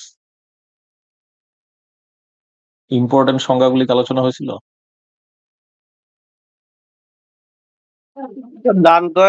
দান করের সংজ্ঞাটা নিয়ে আলোচনা করছিলাম স্যার। আচ্ছা, বুঝতে পারছি। হ্যাঁ, ঠিক আছে, ঠিক আছে। আপনাদের ক্লাসে না, ইম্পর্টেন্ট সংজ্ঞা পর আগামী ক্লাসটাতে আমরা আলোচনা করব। এখানে প্রথমে বুঝেন নিবাসী আর অনিবাসী। নিবাসী মানে হলো আয় বছরে কেউ যদি বাংলাদেশে 183 দিন থাকে, তাহলে উনি বাংলাদেশের নিবাসী। যদি 183 দিন না থাকে, তাহলে উনি অনিবাসী। তাহলে অনিবাসী বাংলাদেশি ব্যক্তি সেও অনিবাসী হতে পারে, কোনো ফরেনার সেও অনিবাসী হতে পারে। তাহলে যিনি বাংলাদেশি উনি নিবাসী হন আর অনিবাসী হন, উনি আয়কর আইনের সকল সুবিধা পাবেন, মানে প্রদেয় করের উপরে রিবেটও পাবেন, আবার এই স্ল্যাব রেটে ট্যাক্স দিবেন। আর উনি যদি অনিবাসী বৈদেশিক হন, বিদেশি, তাহলে উনি আয়ের উপরে 30% আরো ট্যাক্স দিবেন। আর কোনো ব্যক্তি ফরেনার সে যদি বাংলাদেশে আয় বছর 183 দিন থাকে, তাহলে উনি এই যে বাংলাদেশে যে ধরনের বেনিফিট পাবেন ওই বেনিফিট গুলি পাবেন। তাহলে এখান থেকে শুধু ট্যাক্সের রেটটাকে মনে রাখেন, পরের ক্লাসে আমরা ইম্পর্টেন্ট ডেফিনেশন গুলি দেখবো। তাহলে প্রথম তার যা আয় হবে তার প্রথম 3,75,000-এর প্রতি কোনো কর নাই। এরপরে দেখেন 10, 15, 20, 25, 30। তাহলে স্ল্যাব হলো 6টা, খেয়াল রাখবেন। আর রেটটাকে প্রতি স্টেপে 5% করে বাড়তেছে। আর 3,75,000-এর পরে 3, 4, 5, 3, 4, 5 এটা মনে রাখা সহজ। এরপরের অংশ হলো 20, এরপরে অবশিষ্ট অংশ। এখন বলছে স্বাভাবিক ব্যক্তি সে যদি টোবাকো কানেক্টিভিটি থাকে, তাহলে তার জন্য এই রেট না। এই যে উল্লিখিত কর হার করদাতা এই যে নির্বিশেষে সিগারেট, মানে যারা সিগারেট, বিড়ি, তামাক এইগুলোর সাথে জড়িত, তাদের ওই ব্যবসা মানে টোবাকো রিলেটেড ব্যবসার উপরে 45% হারে কর দিবে। এন্ড এই যে সাধারণ এক্সামশনের সীমা 3,75,000, এটা আবার করদাতার প্রকার ভেদে ভিন্ন। তাহলে বলছে মহিলা এবং 65 বছরের ঊর্ধ্বে হলে সে 3,75,000-এর জায়গায় 4,25,000 পর্যন্ত এক্সাম্পটেড। তারপর এটা বলা আছে তৃতীয় লিঙ্গ প্রতিবন্ধী ব্যক্তি হলে 5 লাখ। যুদ্ধাহত মুক্তিযোদ্ধা আর এই যে জুলাই 24-এর গণঅভ্যুত্থানে যারা জড়িত ছিল তাদের জন্য 5,25,000। এখন বলছে কোনো ব্যক্তির যদি প্রতিবন্ধী সন্তান থাকে তাহলে প্রতিবন্ধী সন্তানের প্রত্যেক সন্তানের জন্য এই এক্সাম্পশন লিমিট আরো 25,000 টাকা বাড়বে। তাহলে 3,75,000 জায়গায় হয়ে যাবে 4 লাখ। 4,25,000 জায়গায় হবে 4,50,000। তাহলে এই 50,000 টাকার বেনিফিট এই পিতা মাতার মধ্যে যে কোনো একজন।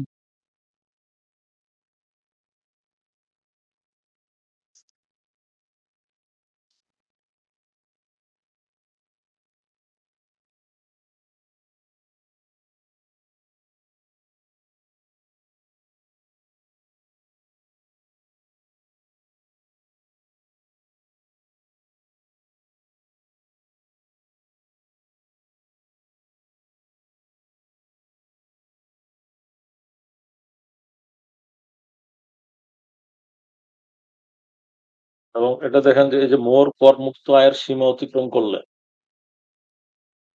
এই যে 3,75,000, 4,25,000, 5 লাখ, এই যে কথাগুলি বলা আছে, বা 5,25,000, আয় যদি এর থেকে 10 পয়সাও বেশি হয় তাহলে ন্যূনতম কর হবে 5,000। আর যিনি নতুন করদাতা, এই বছর নতুন বা চলমান বছরে নতুন হবে, ওনার জন্য ন্যূনতম কর হবে 1,000। এবং বলছে যে এই যে প্রদেয় কর, আমরা যে রিটার্নে দেখলাম যে গ্রস ট্যাক্স থেকে রিবেট বাদ দেওয়ার পরে যেটা আসবে সেটা হলো প্রদেয় কর। তাহলে আয় থেকে রিবেট বাদ দেওয়ার পরে যদি নেগেটিভ ফিগারও আসে তাহলেও বলছে ন্যূনতম কর দেওয়া লাগবে। এরপরে বলা আছে ট্রাস্ট, ফার্ম, ব্যক্তি সংঘ এদের জন্য করের হার। তাহলে এগুলি আলাদা আলাদা উল্লেখ আছে, এটা পড়লে মনে থাকবে, মনে না থাকার কিছু নাই, ঠিক আছে? একটু সাহস করে পড়বেন। তারপরে বলেছে কোম্পানির জন্য করের হার। এগুলি জাস্ট উল্লেখ করবো, উল্লেখ করলে আপনি আসলে রেটটা লাগবে। এরপরে বলা আছে সারচার্জ। সারচার্জের কথাটা হলো যে আমরা যেটা বললাম যে কারো যদি বছরের শেষ তারিখে নেট ওয়েলথ 4 কোটি টাকার বেশি হয় তাহলে উনি সারচার্জ দিবেন। তাহলে এখানে স্ল্যাব আছে, 4 কোটি পর্যন্ত ওয়েলথ হইলে কোনো সারচার্জ নাই। ওয়েলথের পরিমাণ 4 কোটি টাকার বেশি 10 কোটির মধ্যে হলে 10%। এইভাবে 5টা স্ল্যাব আছে। কিন্তু বলছে যে যদি কার ওয়েল 4 কোটি টাকাও না থাকে তারপরও সে কর এই সারচার্জ দিতে হবে প্রদেয় করের উপরে। সেটা হলো তার নামে যদি 1-এর অধিক ভোটাধিকারী থাকে, 8,000 স্কোয়ার ফিটের অতিরিক্ত হাউস প্রপার্টি থাকে। তাহলে নেট ওয়েলথ মানে কি? নেট ওয়েলথ হলো আপনার টোটাল সম্পত্তির থেকে লাইবিলিটি বাদ দিলে যা আসছে। নেট ওয়েলথের সংজ্ঞা ইউজুয়ালি আসে না, ঠিক আছে? এই যে নেট পরিসম্পদ বলতে কি বোঝাবে এটাও বলা আছে না। তারপরে বলা আছে পরিবেশ সারচার্জ দিল। এটাও স্বাভাবিক ব্যক্তি করদাতার জন্য। তার যদি 1-এর অধিক গাড়ি থাকে তাহলে যেই গাড়ির সিসি বেশি সেই গাড়ির জন্য যে সারচার্জ উল্লেখ করা আছে সেটা দিবে। তাহলে কোনো ব্যক্তির একটা 15 সিসির গাড়ি আছে আর একটা 2,000 সিসির গাড়ি আছে, তাহলে এই 2,000 সিসির জন্য সারচার্জ দিবে। এখানে একটা এক্সেপশন আছে, ইলেকট্রিক গাড়ির জন্য কোনো সারচার্জ আসবে না, কারণ ইলেকট্রিক গাড়ি হলে কোনো পরিবেশ বিপর্যয় ঘটে না, কার্বন ইমিশন থাকে না।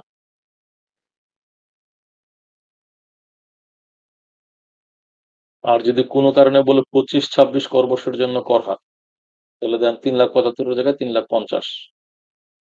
আশা করতেছি হয়তো 25-26 উল্লেখ করবে না, 26-27 থাকবে। তাহলে আপনার এই দুটার মধ্যে যেটা মনে আছে আপনি বলে দিবেন অমুক বছরের জন্য প্রযোজ্য কর হার, ঠিক আছে? এই প্রত্যেকটাই জানা যে ন্যূনতম কর এইখানে আবার আলাদা আছে, 3,000, 4,000 অথবা 5,000।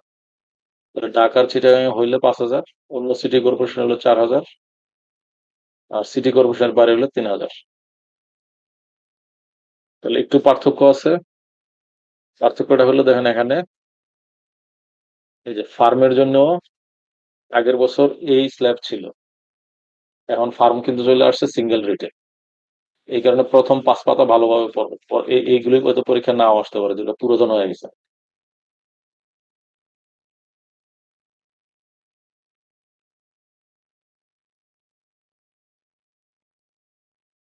এই 13 পাতা পর্যন্ত মোটামুটি দেখেন, ঠিক আছে।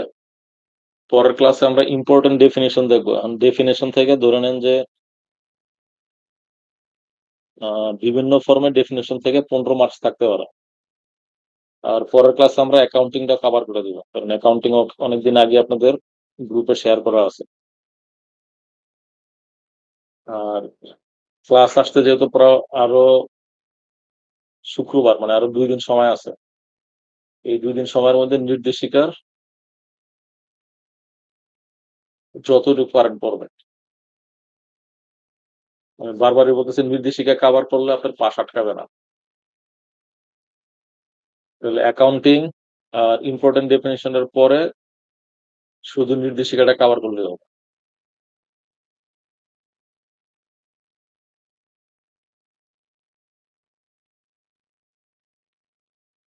আর যারা এনরোল করছেন, টাকা পয়সাও দিচ্ছেন, কিন্তু অ্যাটেন্ড করতেছেন না, অ্যাটেন্ড না করাটা মানে নিজের ডিসক্রেডিট। একটা ক্লাস মিস করছেন মানে পাস অনিশ্চয়তার মাত্রাটা বাড়বে। যেটুকু আলোচনা হয়েছে একটু আপনারা স্টাডি করেন, ঠিক আছে। শুক্রবারে আমরা ইম্পর্টেন্ট ডেফিনেশন গুলি দেখবো। ঠিক আছে স্যার।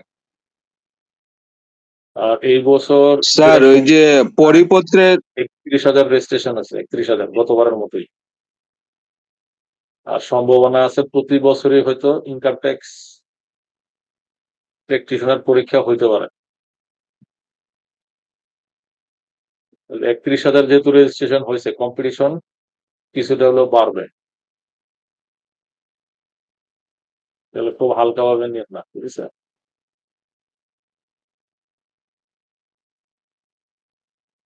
স্যার পরিপত্রের অ্যাপেন্ডিক্স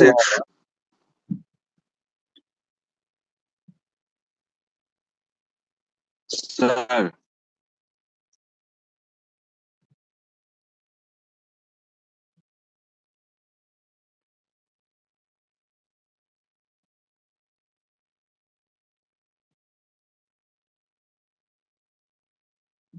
এ, কি যেন বলছিলেন ভাই, বলেন স্যার। জি নয় স্যার একটা গ্রুপে লিখে দিছে পরিপত্র অ্যাপেন্ডিক্স 128 পেজেস 173 থেকে 82, এটা কোনটা? অ্যাপেন্ডিক্স দেখছিল 128। না? আচ্ছা, তাহলে দেখতেছি। জি, দেখতেছি। কাইন্ডলি। আমার একটা সাজেশন ছিল, জি ভাইয়া। স্যার যদি আমাদের ক্লাসটা মঙ্গলবারে নেয়, আগামী মঙ্গলবার, তাহলে 2-3 দিন সময় পাওয়া যায় শুক্রবারের আগে পড়াটা যায় আর কি। এটা একটু পরামর্শ দিও স্যারকে। আমি স্যার বলতে চাচ্ছিলাম, স্যার এটা বলছিল যে আমরা শুক্রবার রাখি, কিন্তু না না, শুক্রবার তো থাকবেই। বলতে যাচ্ছে বুধবারে না দিয়ে মঙ্গলবারে হইলে, মানে না, পরবর্তী স্যারের সপ্তাহে। শিডিউল আছে, ওটা নিয়ে কথা হয়েছে। ও অন্য আচ্ছা কোনো আচ্ছা, দিন আর হয়েছে। শিডিউল আচ্ছা করতে পারতেছে না। ও আচ্ছা, তাহলে আমি জানি না। ঠিক আছে, অসুবিধা নেই। জায়গায় শিডিউল আছে। ওকে। আমাদের ক্লাস কি 2 দিন হবে না 3 দিন? এটা অমর ফারুক ভাই। না না, 2 দিন ভাই। ও, টোটাল একদিন তো ক্লাসে, মাঝখানে ওই যে গত টোটাল ক্লাস তো 12টা, যেটা 2 দিন হইলো করে ওটা হলে একটা তাড়াতাড়ি সেমিনার শেষ ছিল হয়ে আর যাবে। কি এমনিতে। একদিন করে আচ্ছা, হলে আপনারা ভালোই তো। জি বলেন। টোটাল ক্লাস তো মাত্র 12টা, ঠিক না? জি তো 2 দিন করে হলে তো শেষ হয়ে যাবে তাড়াতাড়ি। কানেক্টিভিটি একটু কম, একদিন করে হলে ভালোই তো, পড়ার সময় পেতাম, স্যারে হয়তো একটু লম্বা সময় বা কাজকর্ম হ্যাঁ, দিতাম কারণ ওই অনুযায়ী। স্যারের আমি একটা জিনিস ফলো করছি, স্যার কিন্তু ক্লাস ফুলফুলি অ্যাটেন্ড করলে খুব ভালোভাবে কিন্তু ক্লাসটা করে, যখনই ক্লাস করে। তো এবং যে ফারুক ভাই, পরিমাণে আপনি দেয় কাইন্ডলি মোটামুটি এক সপ্তাহের অ্যাপেন্ডিক্সটা কাজে কোনটা দিয়ে এটা দেয়। একটু বলেন। ভাইয়া অ্যাপেন্ডিক্সটা কোনটা এটা একটু বলেন। এই যে আয়কর পরিপত্রের অ্যাপেন্ডিক্স 128 পেজেস 173 থেকে 82, এটা কোনটা একটু বলেন। স্যার লিখে দিছিল গ্রুপে। এটা দেখতেছি স্যার। উৎসেকর কর্তন বা সংগ্রহে নিমিত্ত বিভিন্ন হার সংক্রান্ত সারণী, যেটা স্যার একটু আগে যেটা দেখাইছে, যে বললো যে এখান থেকে 10টা অ্যাপেন্ডিক্স পড়লেই চলবে, 128, এটা 173 থেকে 182 যেটা না? হ্যাঁ, এটা পরিপত্রের কোনটা বোঝাচ্ছে? আচ্ছা, এটা আমি বের করে দিয়ে রাখতেছি গ্রুপে। অ্যাপেন্ডিক্স 128 পরিপত্র না? হ্যাঁ, পরিপত্র ফেজ 1 থেকে 13।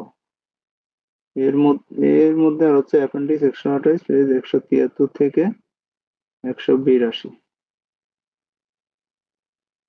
আচ্ছা, এটা আমি বের করে তার সাথে কথা বলে একদম উল্লেখ করে দেব, মানে স্যারের লেখাটাকে মেনশন করে দিয়ে দেবো না, ঠিক আছে? এটা কি লেখছে আমিও তো আচ্ছা, বুঝতেছি না। আচ্ছা, আরেকটা বিষয়, ঠিক আপনারা আছে। যে স্যার যে উৎসেকর কর্তনের যে সার্টিফিকেটের কথা বলছে, এটা কি আপনারা বুঝতে পারছেন সবাই?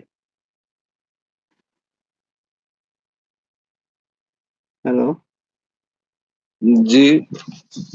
উৎসেকর কর্তনের একটা সার্টিফিকেটের কথা বলছিল, এটা কি বুঝতে পারছেন সবাই? এটা তো উৎস কর কি কি খাতে কাটা হয়, হ্যাঁ, ওই এবং যে সেকশন সহ। সার্টিফিকেট দিতে হয়, ওরকম একটা ইস্যু। ধরেন আপনি কোনো সার্টিফিকেটটা কোনো কোনটা ভাইয়া? ভাই ওইটা হচ্ছে অল্টারনেটিভ ডিসোলিউশনের ক্ষেত্রে এডিআর এর ক্ষেত্রে। না না, ওইটা না। ধরেন আপনি একটা সাপ্লায়ারের কাছ থেকে একটা সাপ্লায়ারকে আপনি পেমেন্ট করার সময় আপনি হচ্ছে গিয়ে তার কাছ থেকে ট্যাক্স কেটে রাখছেন, মানে আপনি উৎস কর্তনকারী সত্তা হিসেবে ট্যাক্স কেটে রাখছেন, সেটা আপনি আবার ব্যাংকে এছাড়ার মাধ্যমে জমা দিবেন। তো আপনি ট্যাক্স যখন কেটে রাখছেন তখন তো তাৎক্ষণিক আপনি তাকে চালান বা কোনো কিছু প্রোভাইড করতে পারতেছেন না, তখন এখানে আপনার এনবিআর সুযোগ রাখছে যে আপনি তাকে একটা উৎস কর্তনে একটা সার্টিফিকেট দিবেন, ঠিক আছে? আর একইভাবে ভ্যাটেও একই সিস্টেম আছে, ভ্যাটেরটা হচ্ছে 6.6, আর ট্যাক্সেরটা বলা হয় ট্যাক্স ডিডাকশন এট সোর্স সার্টিফিকেট, ঠিক আছে? তো এটাকে আমি ফরম্যাটটা দিয়ে দিব যদি আপনাদের কাজে লাগে। জি, জি, শেয়ার দিয়ে করেন, দেন। শেয়ার করবেন প্লিজ। আচ্ছা, ঠিক আছে, আমি এটার এক্সেল এবং একটা নমুনা দুইটা জিনিসে দিয়ে দিচ্ছি, এখনই গ্রুপে পেয়ে যাবেন। আর ওই দিন একটা জিনিস চাইছিলেন আপনারা, হচ্ছে বেশি দিতে চাই না, কারণ হচ্ছে স্যারও অনেক কিছু দিছে, তো ওই দিন আপনারা একটা টিডিএস বিডিএস এর আপডেট লিস্ট চাইছেন, মনে হয় সম্ভবত নাসিরউদ্দিন ভাই বলছিল। আচ্ছা, যাই হোক, আমি এই তিনটা জিনিস মানে আপডেট, ট্যাক্স এবং টিডিএস বিডিএস এর রেটটা চাইছিলাম, এই তিনটা জিনিস আমি গ্রুপে দিয়ে দিচ্ছি, এখনই দিচ্ছি। এই যে দেখেন আপনারা পাইছেন কিনা, এবং আমি স্ক্রিন শেয়ার করে একটু দেখাই দিচ্ছি।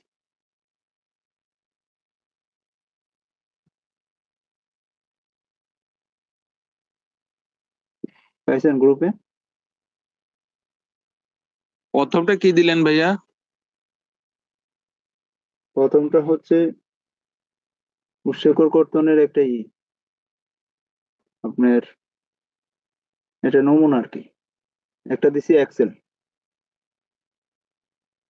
দেখেন একটা দিয়েছি এক্সেল, আর একটা দিয়েছি হচ্ছে ওই এক্সেলেরই পিডিএফ, মানে এক্সাম্পল ফরম্যাট, একটা ফেডে আছে, মানে একটা নমুনা, একটা কোম্পানির ইন্টারনেট বিল থেকে আমি টিডিএস কাটছি, দেখেন ওখানে নিচে, আর সব ফিল আপ করে আমি এখানে সিগনেচার করছি, দেখেন।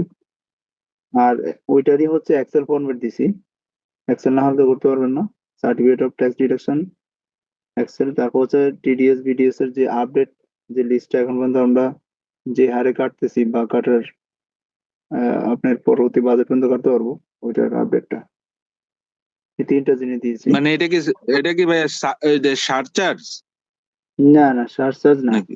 মানে আপনি হচ্ছে ধরেন আপনি লেটস সে কোনো একটা ইন্টারনেট, যেটা আমি এখানে পাঠাইছি ওটার এক্সাম্পলটা দিই, কোনো একটা ইন্টারনেট কোম্পানি থেকে আপনি ইন্টারনেট সার্ভিস নিয়েছেন, এখন তাকে হচ্ছে মান্থলি বিল, ইন্টারনেটের উপরে যে বিলটা পেমেন্টটা করতেছেন, ওই পেমেন্টের উপরে ইন্টারনেট যেহেতু সার্ভিস, তার একটা ওই সার্ভিস ফরম্যাটে যতটুকু হচ্ছে টিডিএস একটা পার্সেন্টেজ থাকে, হ্যাঁ, দেখেন 10% বা 5% একটা পার্সেন্টেজ থাকে, ওই পার্সেন্টেজটা আপনার হচ্ছে ট্যাক্সটা তার কাছ থেকে বিলে থেকে কেটে রাখবেন, কাইটা আপনার তাকে যে নিট পেমেন্ট আছে ওটা পরিশোধ করবেন, যে 5% আপনি ট্যাক্স হিসেবে কেটে রাখছেন, ওইটার জন্য আপনি এই ব্যাংকে তো আর তাৎক্ষণিক জমা দিচ্ছেন না, আপনি তাৎক্ষণিক জমা না দিয়ে আপনি 1 সপ্তাহ পর্যন্ত জমা দেওয়ার সময় পাবেন, এই সময়টার মধ্যে তাকে আপনি একটা সার্টিফিকেট ইস্যু করে দিতে পারবেন।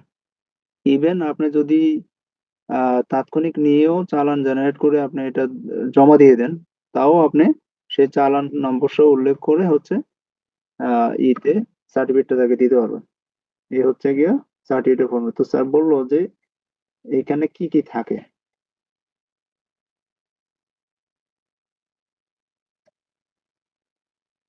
আমি আপনাদের স্ক্রিনটা শেয়ার করছি, স্ক্রিনটা কি দেখতে পাচ্ছেন?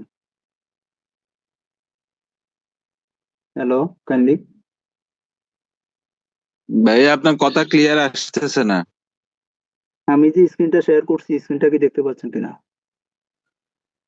হ্যাঁ, স্ক্রিন দেখা যাচ্ছে। এই যে দেখেন এখানে hmm certificate of deduction of tax, section 58 of the income tax ordinance, এখানে 1984 এর যে ওইটা অনুযায়ী এখনো সার্টিফিকেট ফরম্যাট আছে। এখানে কি বলছে, এখানে প্রগতি আইটি ওই ইন্টারনেট যে প্রতিষ্ঠান সার্ভিস দাতা তার নাম, তারপর হচ্ছে তার অ্যাড্রেস, তারপর হচ্ছে তার টিন আছে, ইয়েস, তার টিন নম্বর, ঠিক আছে?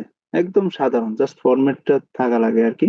ওইখানে যে ডেটে তাকে আপনি ইস্যু করছেন ওই ডেটটা দেখেন, 30শে নভেম্বর 24 সালে আমি এটা ইস্যু করছিল। তারপর হচ্ছে তার তার ইয়েটা কি, কত তারিখে, 28 নভেম্বর 24 তারিখে তাকে হচ্ছে পেমেন্ট করছি। ডেসক্রিপশন অফ পেমেন্ট, তার পেমেন্টের ডিসক্রিপশন দিবেন, এখানে আমি সার্ভিস ব্যাকেটে এতটুক দেওয়া যায়, ইন্টারনেট সার্ভিস দেওয়া যেত। তারপরে সেকশন, যেহেতু সার্ভিস এটা সেকশন 90, পেমেন্ট অ্যামাউন্ট হচ্ছে 4000। তাহলে আমরা এখানে 10% ডিডাকশন করছি ডিরেক্ট, 400 টাকা, ঠিক আছে? এখন এই 400 টাকা ট্যাক্স আমি কি করছি, চালানে জমা দিয়েছি। দেখেন নিচে 7 নাম্বার ইয়েতে payment of direction assess credit of government, মানে অর্থাৎ গভর্নমেন্টকে জমা দিয়েছি, তার এই চালান নম্বরটা আমি লিখছি। তারপরে কত তারিখে চালান, 28 তারিখে, কিসের মাধ্যমে, ব্র্যাক ব্যাংক বিকাশের মাধ্যমে পেমেন্টটা করা হয়েছে। একইভাবে পেমেন্ট, চালান, ট্যাক্সের অ্যামাউন্ট, টোটাল পেমেন্ট। তারপর হচ্ছে নিচে গিয়ে আপনার ওই ফরম্যাটে আপনি দায়িত্বশীল হিসেবে আপনি আপনার ইয়ে দিবেন। মানে সার্ভিস প্রোভাইডারকে আমি কি 3600 টাকা দিয়েছি না? হ্যাঁ, আপনি 3600 টাকা দিয়েছেন, 400 টাকা আপনি ট্যাক্স দিয়েছেন, ট্যাক্সটা ওনারই, এই আপনি সার্ভিস আদায় এই করে দিয়েছেন সার্টিফিকেটটা ওনাকে। এই সার্টিফিকেটটা সার্ভিস প্রোভাইডার আমার থেকে নিবে, আপনি তার থেকে দিবেন, আমি 400 আপনি টাকা, এটা দিবেন, যেটা হ্যাঁ তার হ্যাঁ, ডকুমেন্ট। এটা সে তার ডকুমেন্টস। সে আপনি যে আবার এটা জমা দিবে, 400 টাকা যে সে দিবে জমা এটা দিবে তো না, তার সেটা তো ডকুমেন্ট, আপনি সে জমা আবার দিবেন এই এটা 400 তার, টাকা। আপনি জমা দিয়ে দিছেন কিন্তু যখন আবার হিসাব টিসাব হবে উনি এই ডকুমেন্টটা দিলে আবার রেয়াত পাবে উনি। হ্যাঁ হ্যাঁ, right right exactly right, exactly. Shakil ভাই এবং দুইজনেই বুঝতে টাকাটা পারছেন। উনার রেয়াত পাবে, কিন্তু আপনার কাছ থেকে সরকার বলছে যে আপনি কাইটা রাখবেন, যদি না কাটেন তাহলে আবার আপনাকে দিতে হবে।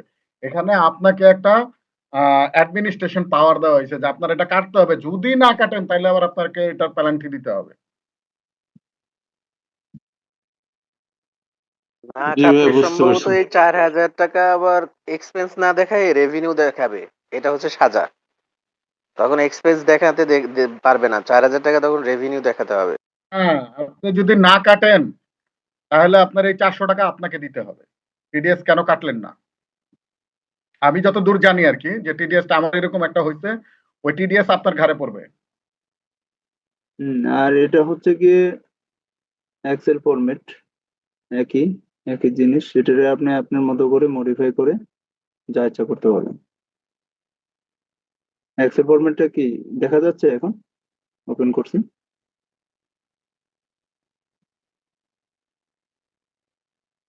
শাকিল ভাই, হ্যাঁ ফারুক ভাই দেখা যাচ্ছে, দেখা যাচ্ছে ফারুক না? ভাই দেখা যাচ্ছে ক্লিয়ার। ধন্যবাদ ভাই। তো এই এক্সেল ফরম্যাটটা যখন আমি কাজ শুরু করছি আসলে অনেকের কাছেই খোঁজ খবর করে তারপর পাইনি, যাই হোক আমার এক ফ্রেন্ড ও প্রোভাইড করছে, ধন্যবাদ তাকে। মানে তাৎক্ষণিক পাচ্ছিলাম না, পরে ও খুব দ্রুত আমাকে প্রোভাইড করলো।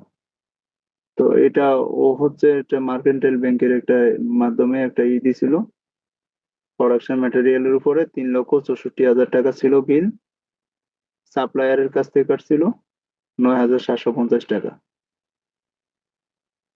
ঠিক আছে? তো ওভারঅল ফরম্যাটটা একই। এই জিনিসটা আমাদের খুবই কাজের। এই একইভাবে যেহেতু এটা আমাদের ট্যাক্সের ক্লাস, আমরা ট্যাক্সের ইয়েটা আজকে দেখলাম। আরেক সময় আমরা ভ্যাটের একইভাবে বিডিএস কাটতে হয়, ভ্যাট ডিডাকশন অ্যাট সোর্স 6.6, ওইটা এক সময় দেখবো। বাট এগুলো যদি আমাদের সিলেবাসের বাইরে, তো যদি খুব বেশি প্রয়োজন হয় কখনো তখন দেখবো না।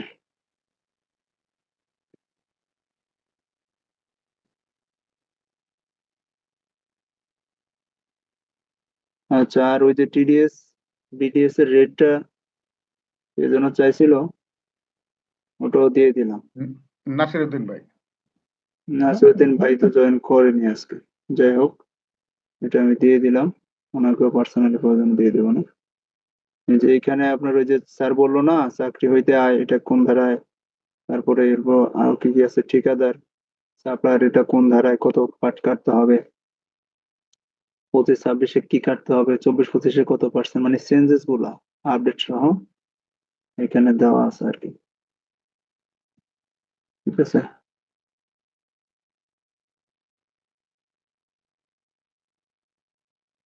নৌযান পরিচালনা এখানে আলাদা আলাদা সব দেওয়া আছে।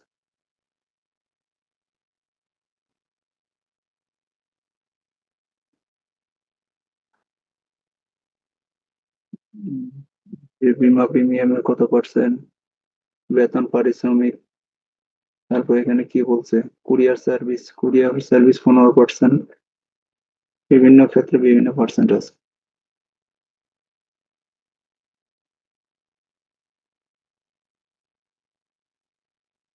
এই যে গ্যাস ট্রান্সমিশনে মনে আছে 3% হয়ে কমছিল, এর আগে আরো বেশি ছিল, 3% হয়েছিল।